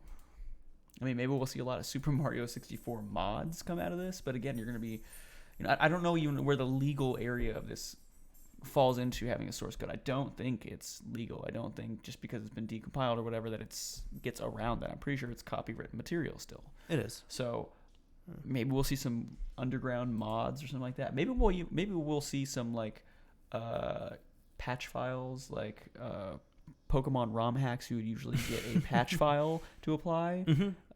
Maybe we'll see some things more along those lines, or like I know there's been ROM hacks out for Super Mario 64 for a while. I know one of the big things that was kind of talked about this with a few people was this can mainly be ported to other, like direct ports to other platforms. Sure, but then I guess you're still, even if you do that, it's like, are you going to compile it yourself, or are you going to get, I guess, a sketchy copy of the compiled version online? Right. So I mean, there still could be complications with that. But yeah, I mean, one thing, if the code, especially if it gets really easy to compile with step-by-step instructions, if you could find the code, I'm sure you could get like patch files to like essentially overwrite the source code files and then compile with those and get whatever you want. Gotcha. We do. I did want to talk about this a bit because there are a few people in here. So apparently, one person saying the decomp team is all watching right now. So if you are, fun. Thank you. Hopefully we're doing this some justice here. But some things that have been said have been Game Master PLC stated the Super Mario 64 decompilation now requires Super Mario 64, not the leaked version, but the private version that's being prepared for release does. Foxlet Fox says it is actively being worked on. It is not legal, is what's being mentioned there. And then also, Super Mario 64 randomizer uses the Super Mario 64 decompile. So yeah, I think it's just going to be a wait and see thing. You know, I would like to see, I guess, how many other games maybe can be decompiled in a similar fashion. Maybe we'll see a trend of this, and we'll get like a treasure trove of Nintendo 64 source code. That'd be interesting to see. Yeah, but you know, back with this stuff again. Like, I think the most interesting thing is just a lot of this stuff is coded in assembly originally, and seeing like what they had to work with at the time. Like, I would like to get in the minds of some of the developers, like see how they organize their functions, what kind of like design patterns they may have been following back then. You know, tearing through what, like 25-year-old code at this point now. Yeah, it's just awesome. Well, this is a little off topic, but I actually was watching some conference talks from, I think it was John Romero from id Software, one of the co-founders. Yeah. And hearing him talk about some of like the mantras that they had back like in their early days, you know, the early 90s and whatnot. A lot of their like philosophies and design patterns were totally relevant today. There are things people like still tout as being extremely good design patterns. And so I'd love to see the parallels in the code in that, and, you know, shoot, even if you one up that, some people like John Romero or like in the Nintendo position could come out and talk about it in any shape or form. You know, that's some of the stuff that I'd be most interested in. Yeah, I know. You know about like Doom 3 was released open source, right? I don't know if I knew that particular. It sounds familiar. So the source was. I'm just thinking that because I don't know, John Romero kind of strings got crossed there. Yeah. But no, several years ago, the source code for Doom 3 was released, and I remember I was talking with some coders who were just saying, they're like, yeah, if you're ever bored, just download the source code and look through it. It's really interesting to see what the hell they did for some of this stuff here. I can imagine. Yeah. I don't remember which one, but I think Star Wars Battlefront 1 or 2, it was one of them. The source code also got released for that. I did not know that either. Yeah, that's some things I'd definitely like to have kept around. But yeah, I don't know if you have any thoughts on that. I know that I don't think from our conversations either of us have tried to compile this per se. Nope. But I have not. It's pretty neat. This is obviously a private thing, so we'll see how like public the, you know, subsequent stuff is. I guess, yeah. But I know if the team is hanging out in here, which it looks like they are, I don't know if they can say anything else on it. But. Yeah. I mean, yeah, so like it was mentioned, at least I'm just looking at some of the stuff that's been noted here. Any further like development, from what I understand, is going to be just niceties. It's going to be like naming variables, more sensible things, you know, variables and functions. So, you know, I guess it is what it is. It's not going to be, I don't think, buggy per se, because it's literally the source code. Yeah. And you can, like, from what I was reading somewhere, it's not in our show notes here, but I was reading somewhere that, like, you can actually, you know, when you compile this, you can, like, compare it, like, 1-to-1 with the actual official ROM, and it should, like, match up byte for byte. Yes. So, It's really like niceties and like just kind of stylings to come out from here. So if we don't get another pseudo public release, then it should still be in a good state for people to kind of tweak around with. Well, on that, like you're saying, pseudo public release, I can't say that several people are saying here, pretty soon and soon are the answers. Yeah, but even then, what you were saying, just kind of commenting, what was mentioned when you were talking about like some other games and such. Some of the things that are being mentioned here are that mainly this is just going to this is going to be one of the few ones, if not the only one.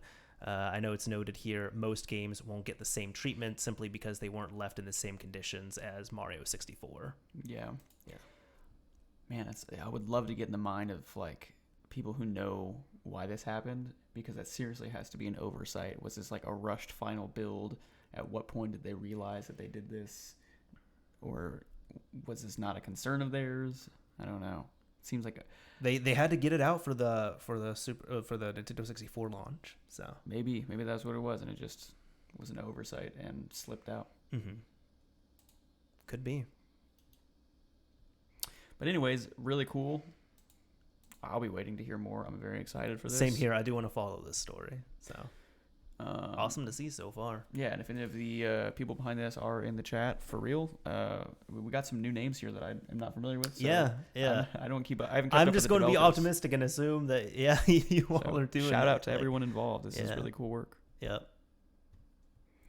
All right, now we've got one final topic here before we get into the Q&A. We do. Do you want to take this one? Sure, I certainly can. So I know this was something that it was linked on my Discord in regards to all of this here, because it was a story that came out of TechSpot, and it was one of those things that it made me, real quick. Oh, Someone said, all right. They realized, like, referencing back to the Sumaru thing, they realized it before the European release because it was actually fixed in their European release. So it was the US and Japanese ones. Thank you for letting us know. So I think that's very interesting. If that is the case, that is really cool. And that's why it was specified their US and Japanese releases. Wow, fascinating. All right. Kind of like peel back the layers of like how some of this stuff was executed and maybe what's going on inside some of these people's minds. Yeah. Anyways, apologize for cutting you off. I thought that was fascinating. All good. No, we need to get that out.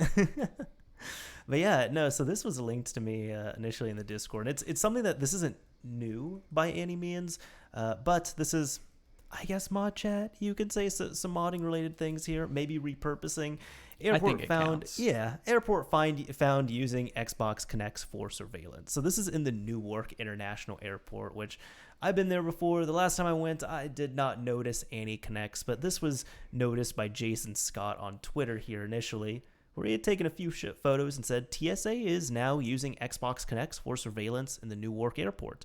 Good job, tech. Slow clap Microsoft. Well, they still have the Xbox logo, by the way. Those things are like sticking way out there. Yes, they are. They're not hiding them at all. No. Yeah. Seriously. I mean, I guess I've been in airports a number of times. I could probably miss something like this, at least not pay super close attention to it. But it kind of sticks out like a sore thumb. It does. Yeah, and it's saying here whether the accessory makes for a better alternative than existing security cameras or if a bunch of these were going for cheap is anyone's guess. But it is interesting to see the device is still in use, albeit not in a TV lounge, but an airport.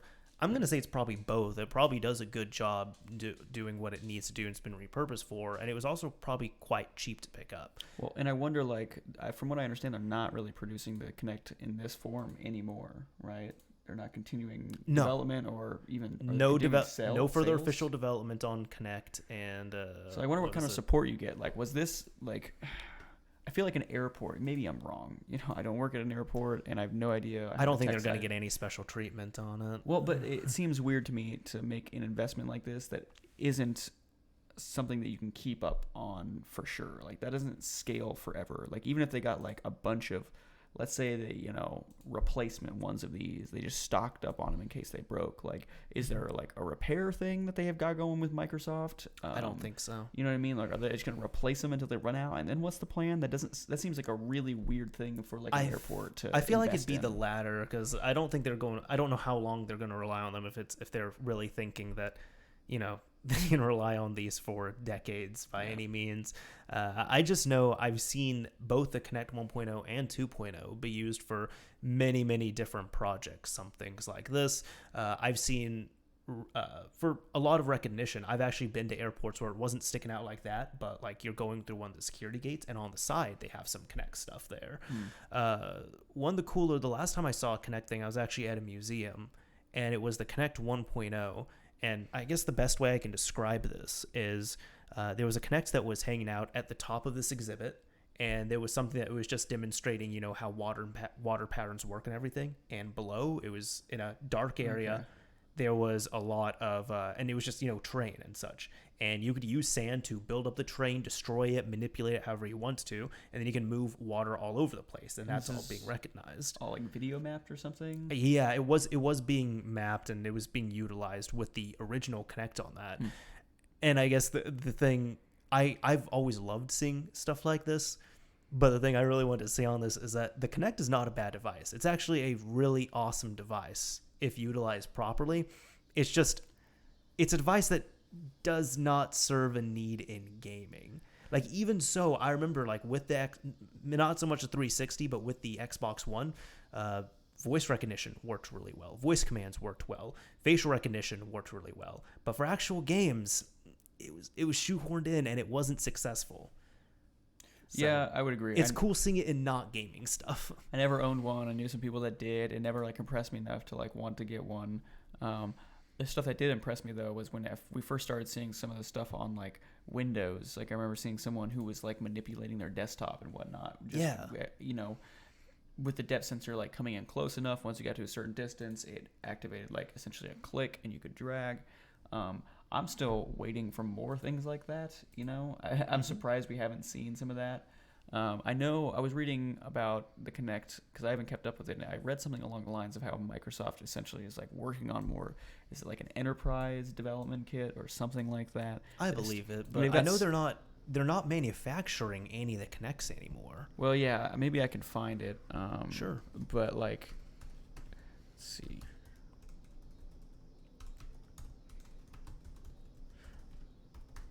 I personally didn't hear about that, but I'm not doubting it. I just didn't hear about it. And I don't remember where I read it. I wish I would have put it in the notes, honestly, because I could be totally wrong. But I remember reading something about that.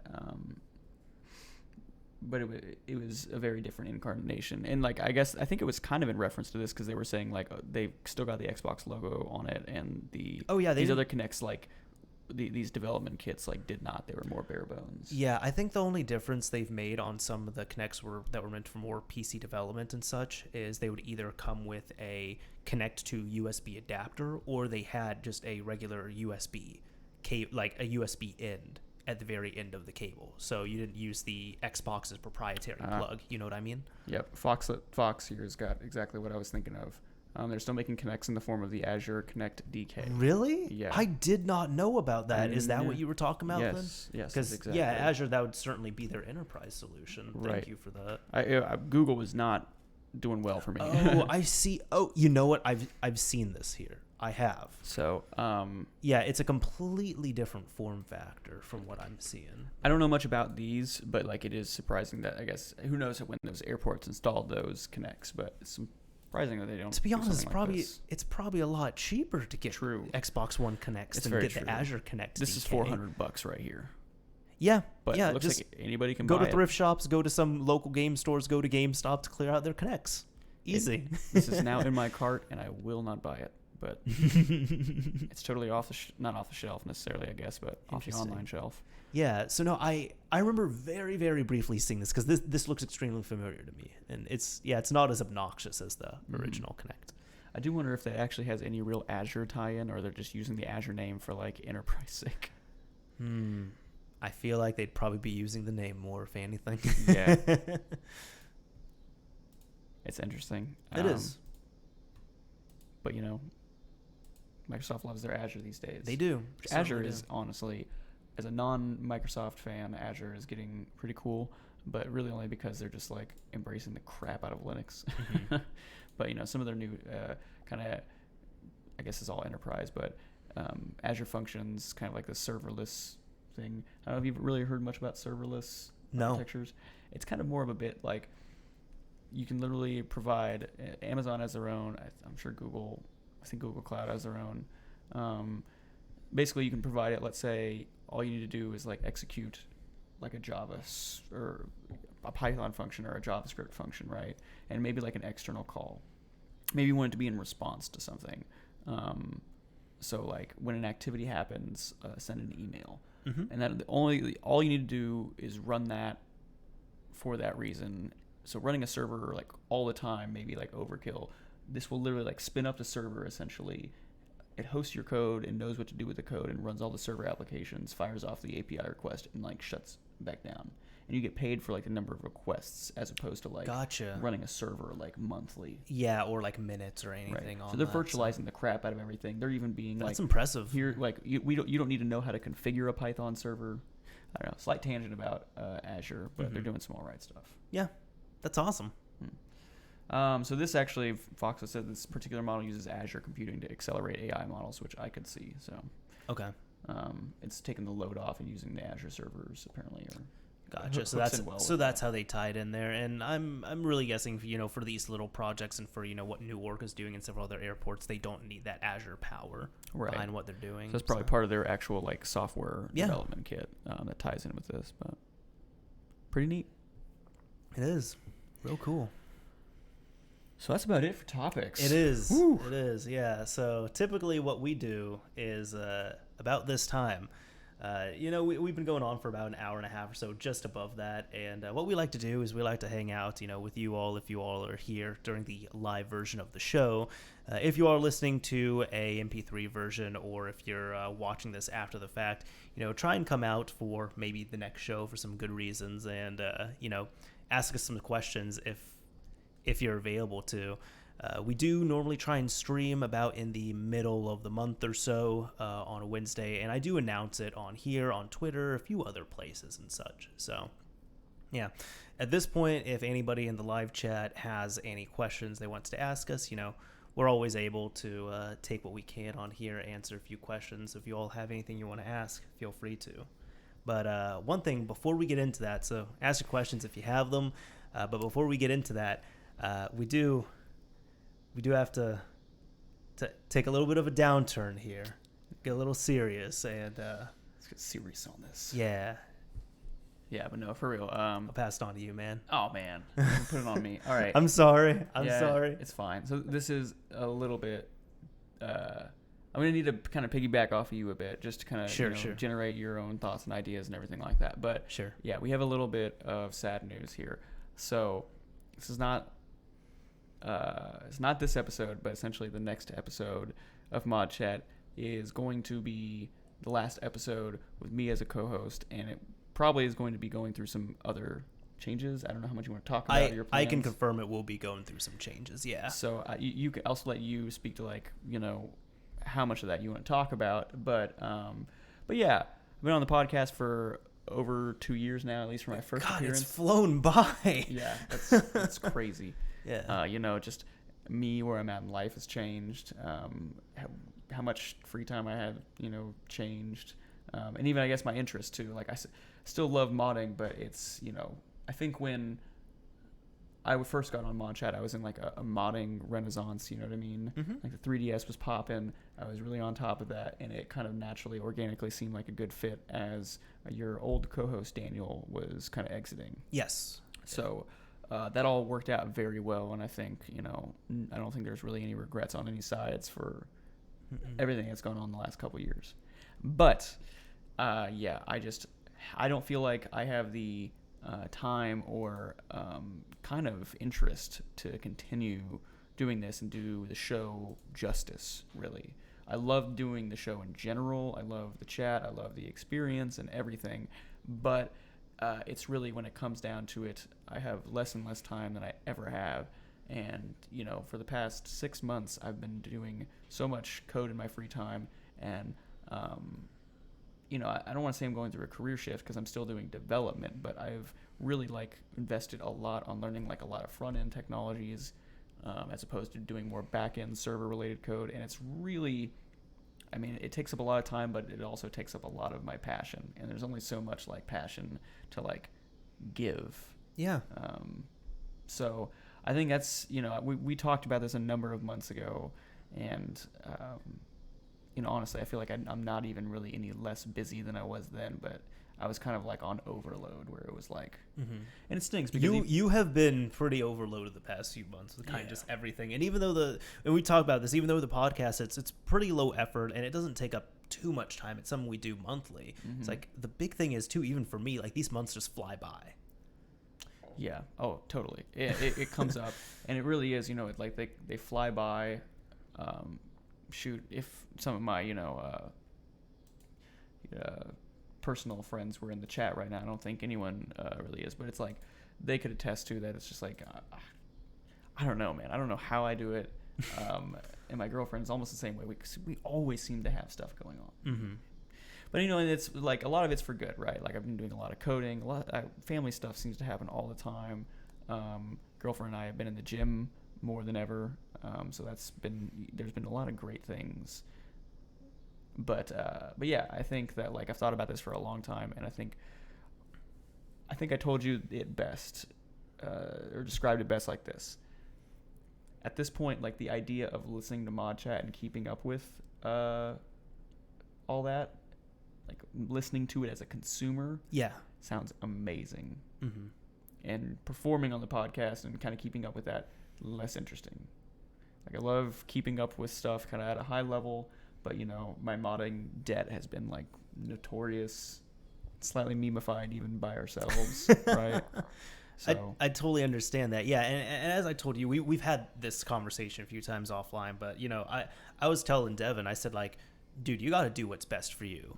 Like if you really can't, and at the beginning, because it was earlier this year, you did bring it up to me. I think it was like February even. Something like that, yeah. And I know you'd kind of said, hey, I'm going to do it for the next few months. I'm going to see how it feels and such because I don't want to make a decision I'm going to regret. Yeah. Like, that's what you were saying. And at the time, I was personally not ready because it was just sprung on me. I'm like, oh no, I can't do this. No, not right now. If you remember, that was during, I didn't have any crises going on, but there was a lot of stuff going on. I was working overtime and it was approaching a ModChat day, and it was like, oh my gosh, I have to like catch up on this. I haven't done anything related to modding this month, and just researching the topics. Like if I put it off, like researching all the topics, you usually it takes a good number of hours. Like it's honestly like for like comfortably, that's like at least a 2-day affair or a 3-day affair with me, or else I cram in way too much, and you know what I mean. I don't get to like spend the time on stuff that I want to, and that's without a lot of the time actually like really getting my hands on stuff. And then you got to realize as well too, and I'm kind of more saying this to people who are listening. You also got to realize that then you've also said this, something that you are honestly less passionate about.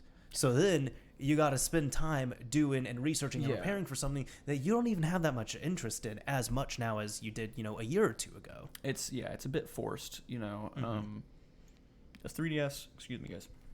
3DS was an awesome experience, you know what I mean? It really rekindled a lot of memories, and I'm so glad that Hey, we met thanks to the 3DS stuff. That's very true. Yeah. So no regrets there, but, I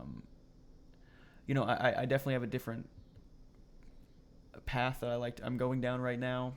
I might start doing some more, like, blog articles on some of the development stuff I'm keeping up with. I really want to go down that path. It's a thing... I think modding communities are great, but it's also like this weird circular thing where it's like I can spend time on learning more code related stuff or working on personal projects, which scratches that itch, and is also like, because I'm so used to open source work and all this stuff and like kind of the community side of things, I can put a lot of that out there, and that just that's portfolio work, right? That's what I mean. I've even like gotten involved and have gotten a few pull requests merged for some like pretty big projects that I really like. I would love to like, be more involved in those and have some of the skills to work on some of that stuff. So like, and congratulations on that, by the way. I told you already before, but congratulations again. And they were small things, but it's like I want to do more of this. This is where I'm at now. So it's not like I don't like modding or I'm like over it or I've grown out of it. I just think it just falls below the ranks. And maybe there will be a day where like I really get into kick again, but I think I'd like it to come on its own and not be forced. Yeah.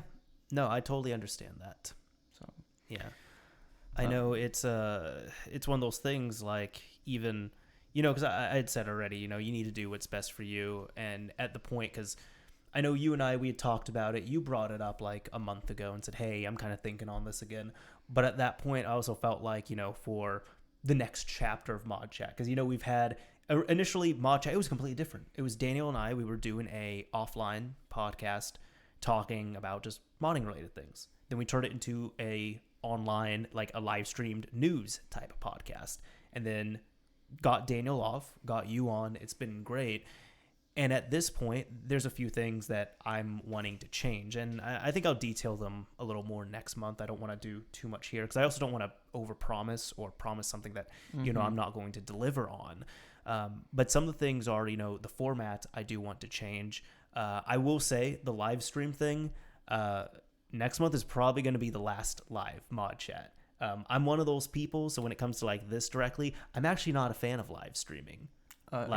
I'm not crazy about it. You've seen me at my worst sometimes when I am just like anxiety ridden with it. You definitely get the anxiousness more than I do. But I will admit too, like, it's a weird, perplexing thing. We do it usually by the time we get done, it's literally like past my normal bedtime. Yeah. And it is what it is. I know that. I can plan around that kind of, you know what I mean? It's fine. But like for me, it's like I end up staying up late because I'm like wired by the end of it, but I'm also like exhausted. So it's like I get home, I'm exhausted, I'm up late, I can't go to sleep for like another hour. It's this weird thing. Yeah. And you know what I mean? Yeah. And there is, my anxiety probably comes more for the leading up to it. Sure. Because I feel like, I guess, especially lately, because I feel like I've been less prepared, and as I've like been less involved in hands-on modding stuff, it's been more of like, I am trying to keep up with all this, but I think there's something much different in the brain when you can like get hands-on with stuff. Yeah. Especially for me. No, I understand. Like for me, I mean, this thing is even as well too. I kind of try and do it like clockwork, but there's times like I straight up I don't feel like streaming. I don't want to at all. But I'm like, well, we already locked this in. We've already announced it. We got to do it. It's not like I have like some big thing that I could say, hey, because of this happening, because of this dire circumstance, I have to cancel. Like, no, it's just, hey, I don't really feel like doing this right now. But it's still kind of forced on that. And, the live streams, they're still absolutely fun. And it's just a personal thing for me. And that's what it is. So there's really no one to blame. It's just, I'm just saying myself, I've never been crazy about live streaming. That doesn't mean I'll never, ever stream. But it's very much, I'm personally looking forward to streaming on my own terms. Like, it could be 1 a.m. and I'm trying something out. I'm like, you know what? I'm going to stream right now. This is great.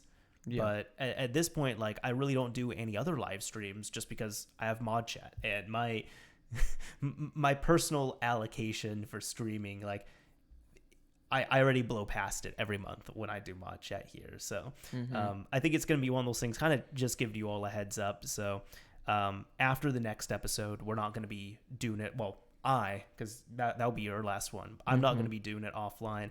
I am going to be changing a few things. ModChat will come back in a form, so it's still going to be on the channel in video form. It's still going to be out on audio form. I am insistent on that.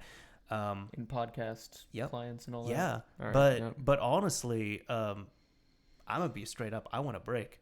Aside from 1 month that Daniel and I could not sync up, I've been doing this every single month for over 4 years. And I gotta say, like, I mean, I totally get people's perspective, especially, a lot of podcast people follow. It's like once a week kind of ordeal, right? I would have never guessed, like, the load that once a month takes. Right. So, some of it's mental, some of it is like time. But, you think that there's like a lot of time in between, but it does feel like at times it's like, okay, ModChat's over. I've got a couple weeks to, like, catch my footing, and then it's like gone. I think the worst, honestly, has been when you and I are so busy, and there are times where I see Devin for ModChat, and the next time I see him is the next month for ModChat. I would say that.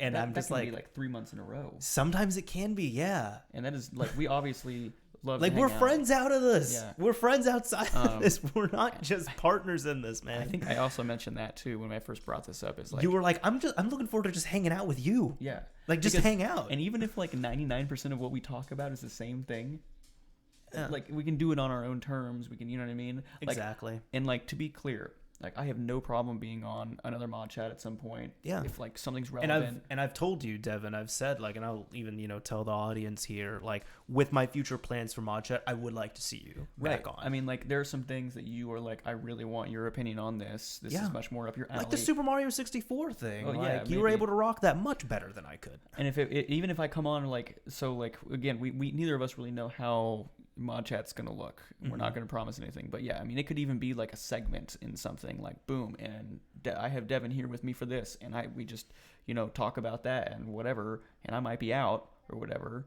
So it's not like this. Like I'm happy to give my input on something I'm passionate about, but I also don't want to try and like fill in the gaps where it's not as necessary for me, or like just I'm not giving it as much justice. Because on the other side of things, like I'm sure you can rock plenty of things like by yourself, or you could have other guests on that might be more relevant. You know what I mean? So I'm excited to see what you end up doing with that. I'm definitely like, you had mentioned it too. Like this was kind of like a weird, almost like a breakup. You felt like it was like a breakup or something like that. And I think it was the first time when you sprung it on me, I was like, this is just like a sudden breakup. But then the next time you sprung it on me, I'll be honest, I was like, I'm prepared. Yeah, I'm prepared for this. It's like, and I told you, I said like, hey, this is, if you stay on, we can just go as planned every month. But if you leave, I do have a plan to go forward on it. So. Yeah, that was, I think, the only, and honestly, the only stipulation I told Devin, and it was more even for you guys, I said, I would like to have a buffer episode in between. So that's why we decided on this a few weeks ago, where I was like, okay, cool. July's episode, we'll do it business as usual. Over some delicious barbecue. Yes, that was great. And then, so now at this point, August will be the last episode that, you'll be on with that. Right. We do have some plans for that as well too. So hopefully, if they come to fruition, everything will be. Which, by the way, are you just to confirm? Are you good on next month's? The time? Yes, I think so. Okay, so, cool. I mean, I'm pretty sure as long as something doesn't come up, we should be good. Okay. I definitely want to like really. I'm planning this right now on the stream with you. Yeah, I know, right? Like I want to. I don't know if you want to. Maybe we should hold off like any details for the last one. I will hold off the details. Yep. Yeah. So we're gonna make the last one a good one. Yes, we're trying to. We're gonna make sure that. So yeah, but I'm probably not gonna be doing much YouTube. Maybe in the future I will kind of reinvigorate my channel into something more development oriented. But there's a good chance you'll see me on your channel, Mr. Mario's channel. I'm hoping so, man. And I don't know, maybe. And I kind of floated on. I think there's no end of possibilities. Maybe like something more like the ModChat Plus, or like maybe I'll be on a guest on Mario Minute or something, or Mario's Minutes at some point again. Oh yeah, not going anywhere for good. Even for that, so sidebar with the Mario's Minute thing. The reason why I haven't invited you or anyone else back on is because I want to see who I can get on for their first appearances, and then like kind of once I go through that list, I'm like, okay, who can I re-invite? Yeah, no, yeah, because if you look at the guest list for Mario's Minute, every single guest I've had on has only been on one time. Sure. So that's totally understandable. I'm just saying that I'm not going anywhere. We obviously like live in the similar area. Yeah, we're not far from each other, so it's a regular thing. But yeah.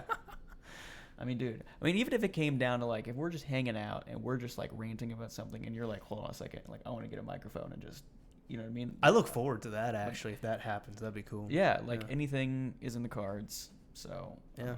But yeah, this current iteration of ModChat is coming to an end. 2 years is a good run. I mean, it's you know what I mean? Yeah, it's really wild. Is. I've listened to podcasts for a lot longer, but I look back on it, and I'm like, that was a lot of time, a lot of effort, a lot of enjoyment. But you know what? You got some good stuff out of it. Like, you'd always wanted to participate in a podcast. You participated. You were into modding. You got to talk about modding, hang out with a friend and all that.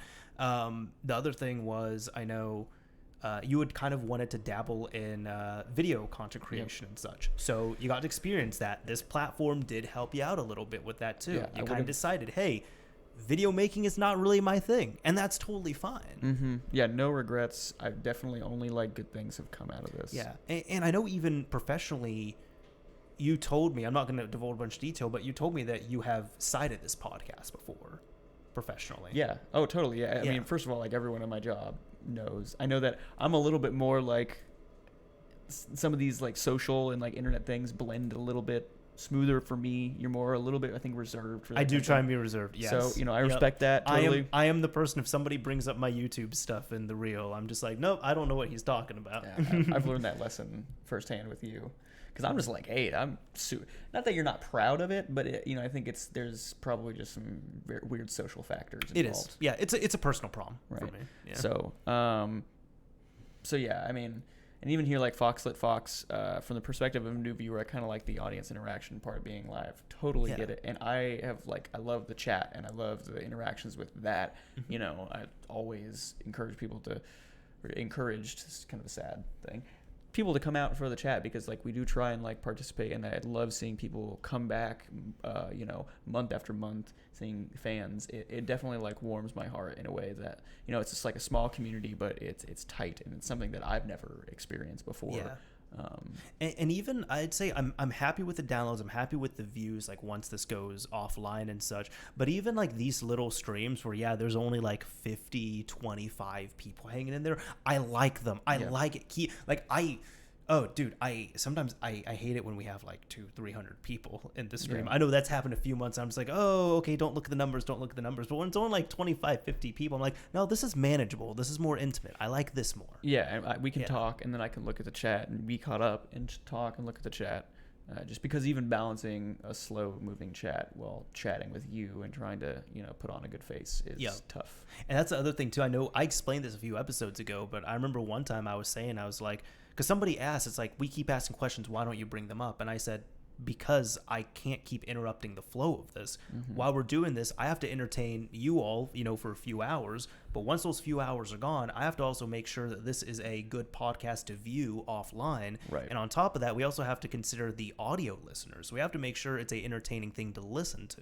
And I can safely say, there's been a lot of podcasts I've listened to over the years that are both video and audio, and ones that were video and audio that transitioned to audio only. And it's a really hard balance for even big time veteran people that do this as their job. And honestly, I've seen some of the when a big podcast network, I wonder how people like Joe Rogan are able to do it. It's really every impressive. Single that is his life. I don't think he does anything else. Yeah, it's very true.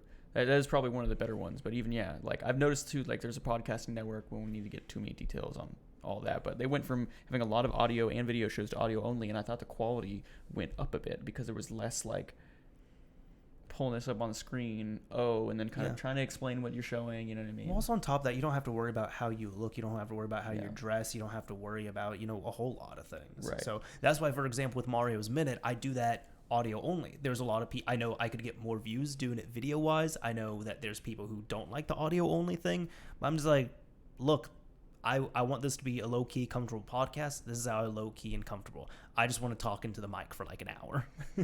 Right. Yeah. So, I don't know. We shouldn't get to the actual questions here pretty quickly. Yeah. But well, there's been one. Yeah, it's on true. Here, so it'll be easy to get through. Thankfully. Hoping everyone isn't sulking over there. Yeah, but we can at least read out some of the stuff. I know. Yeah. Grimdo has said, "Oh man, best of luck to you, bro. Hope to see you somewhere in the future, bro." I mean, you'll find me at least on Twitter. Yes. I mean, you may just get more development antics or things on there, but Twitter has definitely steadily been my main squeeze in terms of social media. For sure. Hit me up on there. I will keep in contact. I'll comment on stuff if I see relevant, and you'll see me on Mr. Mario 2011's channel. Hopefully. Definitely. We need to plan on that. Yes. In some capacity, it's gonna happen. Yeah. I know Kiwi Doggy, friend of the show, he said, "This is why I don't do as much PS4 work anymore." It gets just a lot, dude. And even that, when you're releasing content that a lot of people are consuming, that at least when people consume our content, it's not your podcast was buggy or your podcast has issues, or we have a lot more rigid release timelines, even if they are maybe a week or two here and there, like flexible is when we release. But yeah, I can't imagine actually kind of like having to worry about releasing software like that. Yeah. So Miguel says, "Dang, gonna miss you, Devin.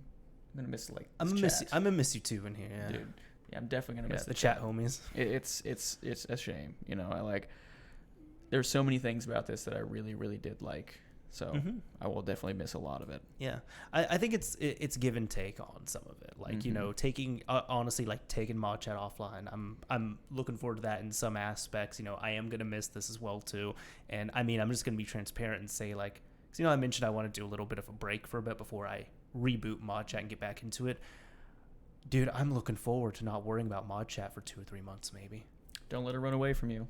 I know. No, I'm gonna be good about that. I do want it to come back, but I'm just like, look, I just need a little bit of a break. Yep, I agree. And yeah, I definitely, I think this is coming at a good time too. I'm hoping that some of the, craziness at work's gonna be settling down soon, and I hope so too for your sake. Yeah, and I've been, like I said, all aren't in summer mode or anything. It's crazy. Always, you know what I mean? Like, when you're like kind of based around clients and stuff like that, and having clients and getting new clients and kind of keeping up with clients, it's always, it's always a race. Something always happening. I totally get it, but it's busy work. So yeah, that, and like I said, I've gotten like into a really good place with my kind of projects that I've been working on, and kind of some of the frameworks that I've been working on learning for the stuff I want to develop. And so really excited for that, to see where I can take that, and maybe I'll be just really busy, but I'll be doing some other things. Sure. And like I said, better for worse, is probably going to be a little bit more pertainable to my career overall. I understand. Right. Hey, as I told you, man, you gotta do what's best for you. So, yeah. Now, all of a sudden, I love when this happens. We're just like, hey, we got like one question, so we're gonna bounce out here, and then all of a sudden we get 10. Yeah. No, it's good. It's good. Let's roll through some of them. Absolutely, yeah. Let's real quick. You got like a shout out, so I'll just give that real quick. Pepe Piron 101. Hey man, thanks so much for helping me jailbreak my PS3. I'm guessing that's for you. I was literally lost without any resources, and many of your videos helped. Thanks again. Well, thank you, man. I appreciate it. I will say that was not. I mean, that was all due to PS3 Exploit, and they wrote the guides, they wrote the tools and everything. Thank them. If you got some money, donate it to them. Check out their official site. It's ps3exploit.com. So, but thank you for the kind words. I appreciate it. I know.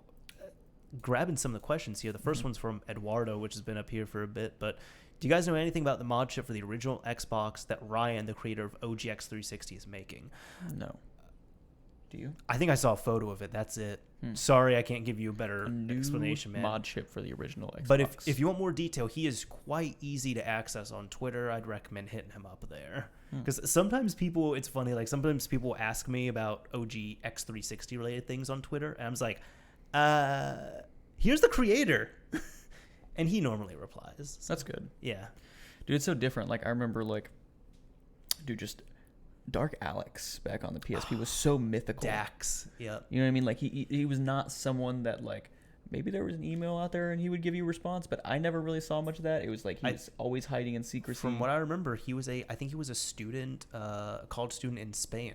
Wow. And all the personal things I knew about him, all I knew was really like, because he didn't divulge that much, and it's understandable, but he said that he had a girlfriend, he had gotten a PS3 and planned to work on some mods, which unless he rebranded his stuff or gave his work to anyone else, nothing ever came under his name or the M33 name for the PS3. I remember the M33, like the whole like, guess who this really is? That whole moment in time where like that came out. That was I was one of the initial users of M33. I was a big fan. Well, because I remember a lot of people. I just remember for that a lot of people were really apprehensive about it, and I was like, "Fuck it, I want to be on a higher custom firmware." Exactly M33. Yeah. There was a little bit of like, this seems legit, and I was like, that's good enough for me. Right on. Let's see. Yeah, let's see. James is asking here, for the PlayStation Classic, how's the performance after you mod it? Can it get better? Yes, it can. One of the things you can do once you mod it, you can actually you can use RetroArch, but one of the things that you can do is you can maintain the carousel look and everything, but you can boot up your games through a PlayStation RetroArch core. Mm-hmm. So using that would be better. On top of that, you can also, force games to NTSC, put the actual NTSC games on there, just stuff like that. Yeah, I know there were performance does get better once you modify it. Even basic ways to like get some of the PAL games or something like that to run at a higher frame rate, or was it I can't remember. But there was a couple of tweaks even outside of like the RetroArch cores that I remember hearing about. Yeah. Would you play Mario? Yeah, play Mario 64 ported to the Switch. I would. Yes, but although like maybe we should call it Mario Switch-D4. Yeah, I'd play it. I would. I wonder, like, it'd be hilarious to see, like, which way would Mario run the best? Like, an actual port, it running on a Dreamcast, or, a Nintendo 64 emulator, or it running on a DS emulator through... you know what I mean? I feel like if done well, it would run best through a port. Probably. Yeah. But it'd just be hilarious to be able to boot up like 3 different copies of Super Mario. Mm-hmm. Kind of like when we were first looking into Switch hacks and all that stuff, the people who got Linux running on a Switch and then installed the Yuzu emulator and were running Homebrew through a Switch emulator on a Switch. Mm-hmm. Just a comment that's kind of near the bottom, but Kiwi Doggy said that. I can't remember. I know who he's referring to. He says math, but I know it's I know. Mithulu. I don't know how to say his name. I never Mithulu Harris. Yeah. But Math released the M33 source for the PSP, which I must find this. I didn't know about that. Because I didn't know about this, and I want a copy Kiwi, of that. if you can get that to us, that'd be awesome. You know where to find us. Dude, absolutely. Friend of the show, hook it up, because I would love that for my archive. I know Dark Element here is asking, do you think it'd be worth selling a 5.05 PS4 and getting a exploitable Switch? Already got the latest firmware console. That depends on your usage. Yeah, I guess. If you're willing to really, really be patient, I would say no. If you're really wanting some stuff right now and jump into a booming homebrew scene, that'd be worth it. Yeah, Switch is obviously popping off like nobody's business and has been.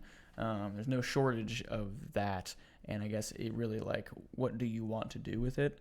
I think you can answer this yourself, but if you want to play PS4 games or whatever, manipulate kind of the territory of PS4 games, if that's a big focus of you, then that makes it obvious. But like for me, just the portability factor of the Switch, like as soon as that came out, I was like, I want to mod that. Yep. So that was a huge factor for me that was better than most other things. So for me, it would be worth it. Gotcha. Yeah. I have both, but that's just me. You did see that link, Kiwi dropped the good link for the that is a 3.9 M33 source. Dude, that's older than I expected. This is amazing. Hold on. Star. Let me load this up on here. Fork.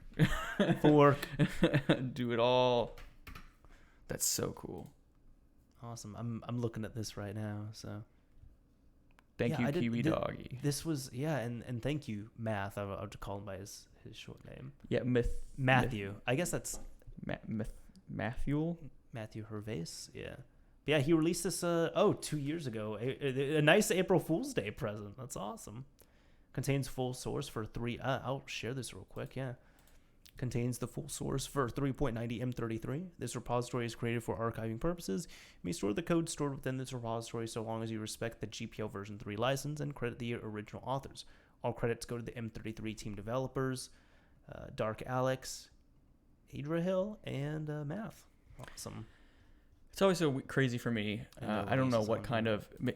I want to know what kind of version control they were using, if they were using like any, because they had to be using something. But then you just see this like all dumped in, basically with like initial commit and a couple cleanups. They even have 2 initial commits. Like, come on.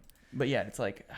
it's sad to me. I want to see like the commit history. I want to see like the bugs being fixed. Like, but it's better than not having the source. It's very true. Yeah, I would have no idea where to get started in this source code. It's a lot of folders too. Holy cow! I'm gonna have to archive that. But I want to see people's like thoughts and stuff like that. I geek out on stuff like that. I do see Pepe has another question here. Kind of off topic, but do you guys prefer low quality like composite instead of full HD for early 3D consoles like the N64, PS1, or PS2? A lot of people really look for N64 HD solutions. my personal answer, I say no.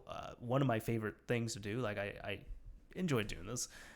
I like to play on the original hardware. I do really respect emulation. I like it. I think there's an absolute need for it in terms of accessibility and preservation.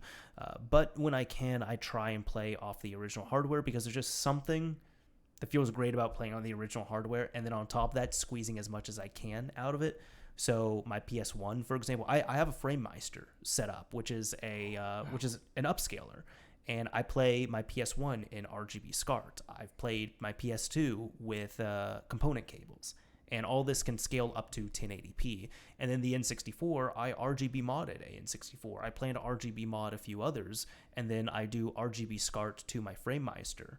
And I need to play around with this a bit more, but I recently patched several of the games I have with de-blur patches, so that way I can play them on my N64 without any of the blurring effects that were put on them, and get them more clean through RGB SCART. So I would say, to your question, no, I don't prefer the low quality. I like to squeeze the highest quality I can out of it, within some reason, of course.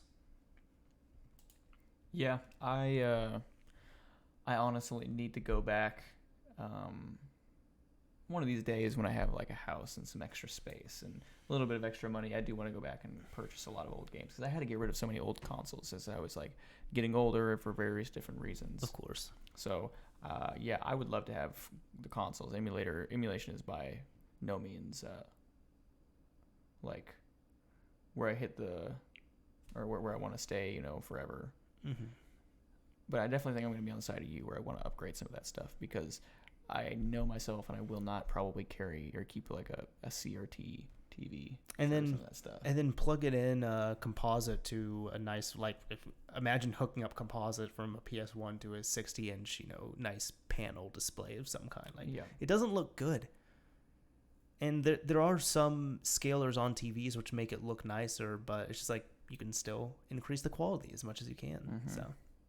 Yeah, that's actually really fun. I don't want to deviate too much, but that's a really fun thing to explain to some people because I've run into many people who they say something like this. They're just like, yeah, I hooked up my N64 to my TV, and I know that the graphics don't look as nice as modern games, and I was expecting it to look bad, but I don't remember it looking this bad when I was a kid. I swear it looked better. And then I'm just like, because it did. Because you were playing on a CRT, and composite is shit, especially when it comes to a nice flat screen, and the scaler on your TV is also bad. Yeah. One of these days I'll have a nice gaming room with all that crap set up. Hit me up, I can help you out with that. Dude, be a fun time. You and MVG, did you see his gaming room? I did. I did. I'm yeah, it's halfway impressive. Through it, and it's nice. It's awesome. Yeah. My buddy Sean, he wants me to help him set up for a gaming room and all that. I think he wants me to help him build a PC too. So, need to do all that. Let's take one more question. I'm getting tired, man. Dude, yeah, me too. One more, guys. I saw someone. I want to do this one. It's gonna be quick, so we can choose to do one more if you want. Okay. China Cat Sunflower, you directed at me. Are either of you interested in Nintendo 64 homebrew programming or development? I think I can speak for Danny. Not really. You're not much of a developer in general. No, I'm interested in the homebrew for sure. Yeah. I actually need to dabble in that. I've never run any N64 homebrew. I have not either. I used to do a little bit of homebrew development on the PSP, but that's it. And that got me into programming, and kind of I realized where my interests really lied, or more so lied.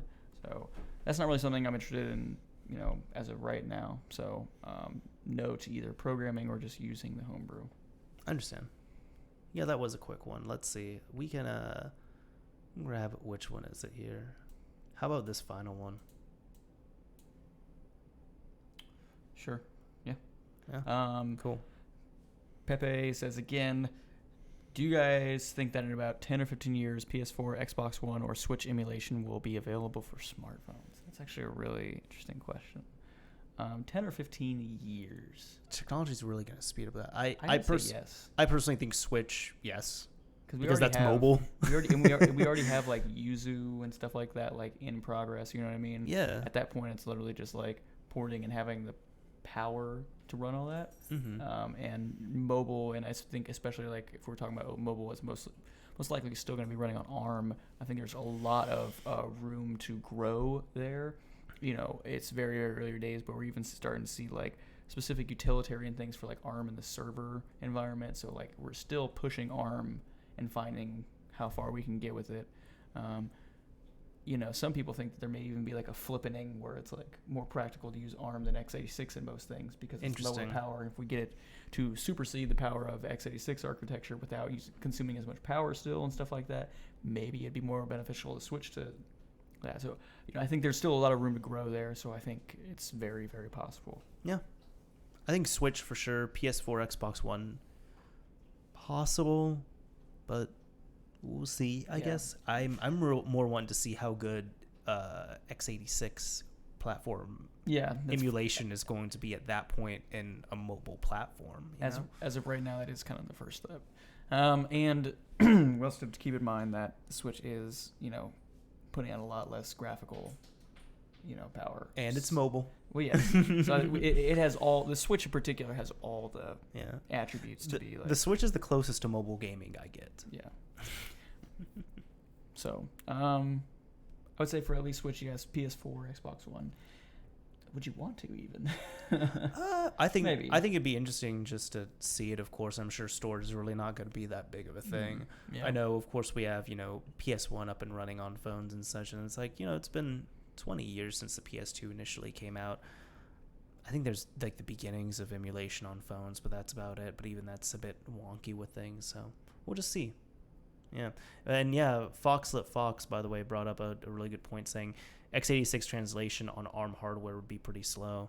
That's mostly what I'm thinking, and I'm sure in 10 or 15 years it will absolutely be superseded. But that's where my concern would be, x86 to ARM, assuming that phones are still going to mostly be on ARM. Mm-hmm. Cool. All right, well. I'm ready to jet out of here. I'm tired. It's tired. The chat's slowing down. Yeah. Thank you all for dumping in the questions, though. I appreciate it, because it was one for a while, and then just we got some good stuff in here. See, chat, you always come through. They do. Everyone in there, much appreciated. I'm super glad to see everybody in the chat today. It was a good one. It was definitely, for sure. Especially with like kind of this stuff hanging over. Like, we obviously knew we were going to talk about all the but we were just stuff. Like when, how, what are we going to do? I'm glad you like kind of in the show notes you kind of made a decision. I'm sure if I would have talked about it, you would have been open to shifting when we talked about it. Yeah. But you kind of made a decision, and I was like, okay, I'm glad I don't have to think about it. Stuff like that helps out. Yeah. So yeah. Anyways, Devin, where can people find you online? Twitter is the best place. Paranoid Coder. If you want to go look at some of my old YouTube videos, Paranoid Coder as well. I'm sure you'll find me. There is another Paranoid Coder that was there before me, but my videos in my like I guess SEO now is just they don't have any videos, so I'm just now congratulations. That SEO master Paranoid Coder. Oh yeah. I think that happened a long time ago, so that's not anything new, but you know what I mean. If you go to like YouTube/Paranoid Coder or the channel/Paranoid Coder, you get someone else. So I didn't get pretty sure. So search for me on YouTube. Twitter handle is Paranoid Coder, all one word. So yeah. Right on. And then for me, I'm Mr. Mario 2011, pretty much anywhere on the internet, but the main places I hang out are my YouTube channel, Twitter, Instagram. That's about it that I'm going to plug myself. There are links down below in the description on the YouTube page. Of course, the YouTube channel is Mr. Mario 2011. I would recommend joining the Discord if you want to hang out with some people who are pretty cool. We have a really awesome community that I like hanging out with. I like the mod team we have there. Great people that we end up running into. So that's also going to be linked down below. I'm tired. That's what I'm kind of tracking right now. Anyways, I would really encourage you all, if you all are absolutely interested, join in next month. We are aiming for the middle of August. Mm-hmm. And again, that's going to be the last episode you're going to be on. That's going to be the last live episode for the foreseeable future. And we also have two other things that are going to be good that we don't want to spoil. Yeah, it'll be a nice show. Yes. If everything pans out, even if it doesn't, it'd be great. We don't want to disappoint anyone, but I think it's going to be one for the books. Mm-hmm. Yeah, I think maybe one hint I can give. If you enjoyed the December episodes, you'll enjoy this August episode. It's Christmas coming early. Yeah. Yeah. Anyways, I'm about ready to jet out of here. Yeah. So. Absolutely, me too. Yeah. So this is Mr. Mario signing off. Thank you all for listening and watching, everyone. Until next month. Take it easy, everybody.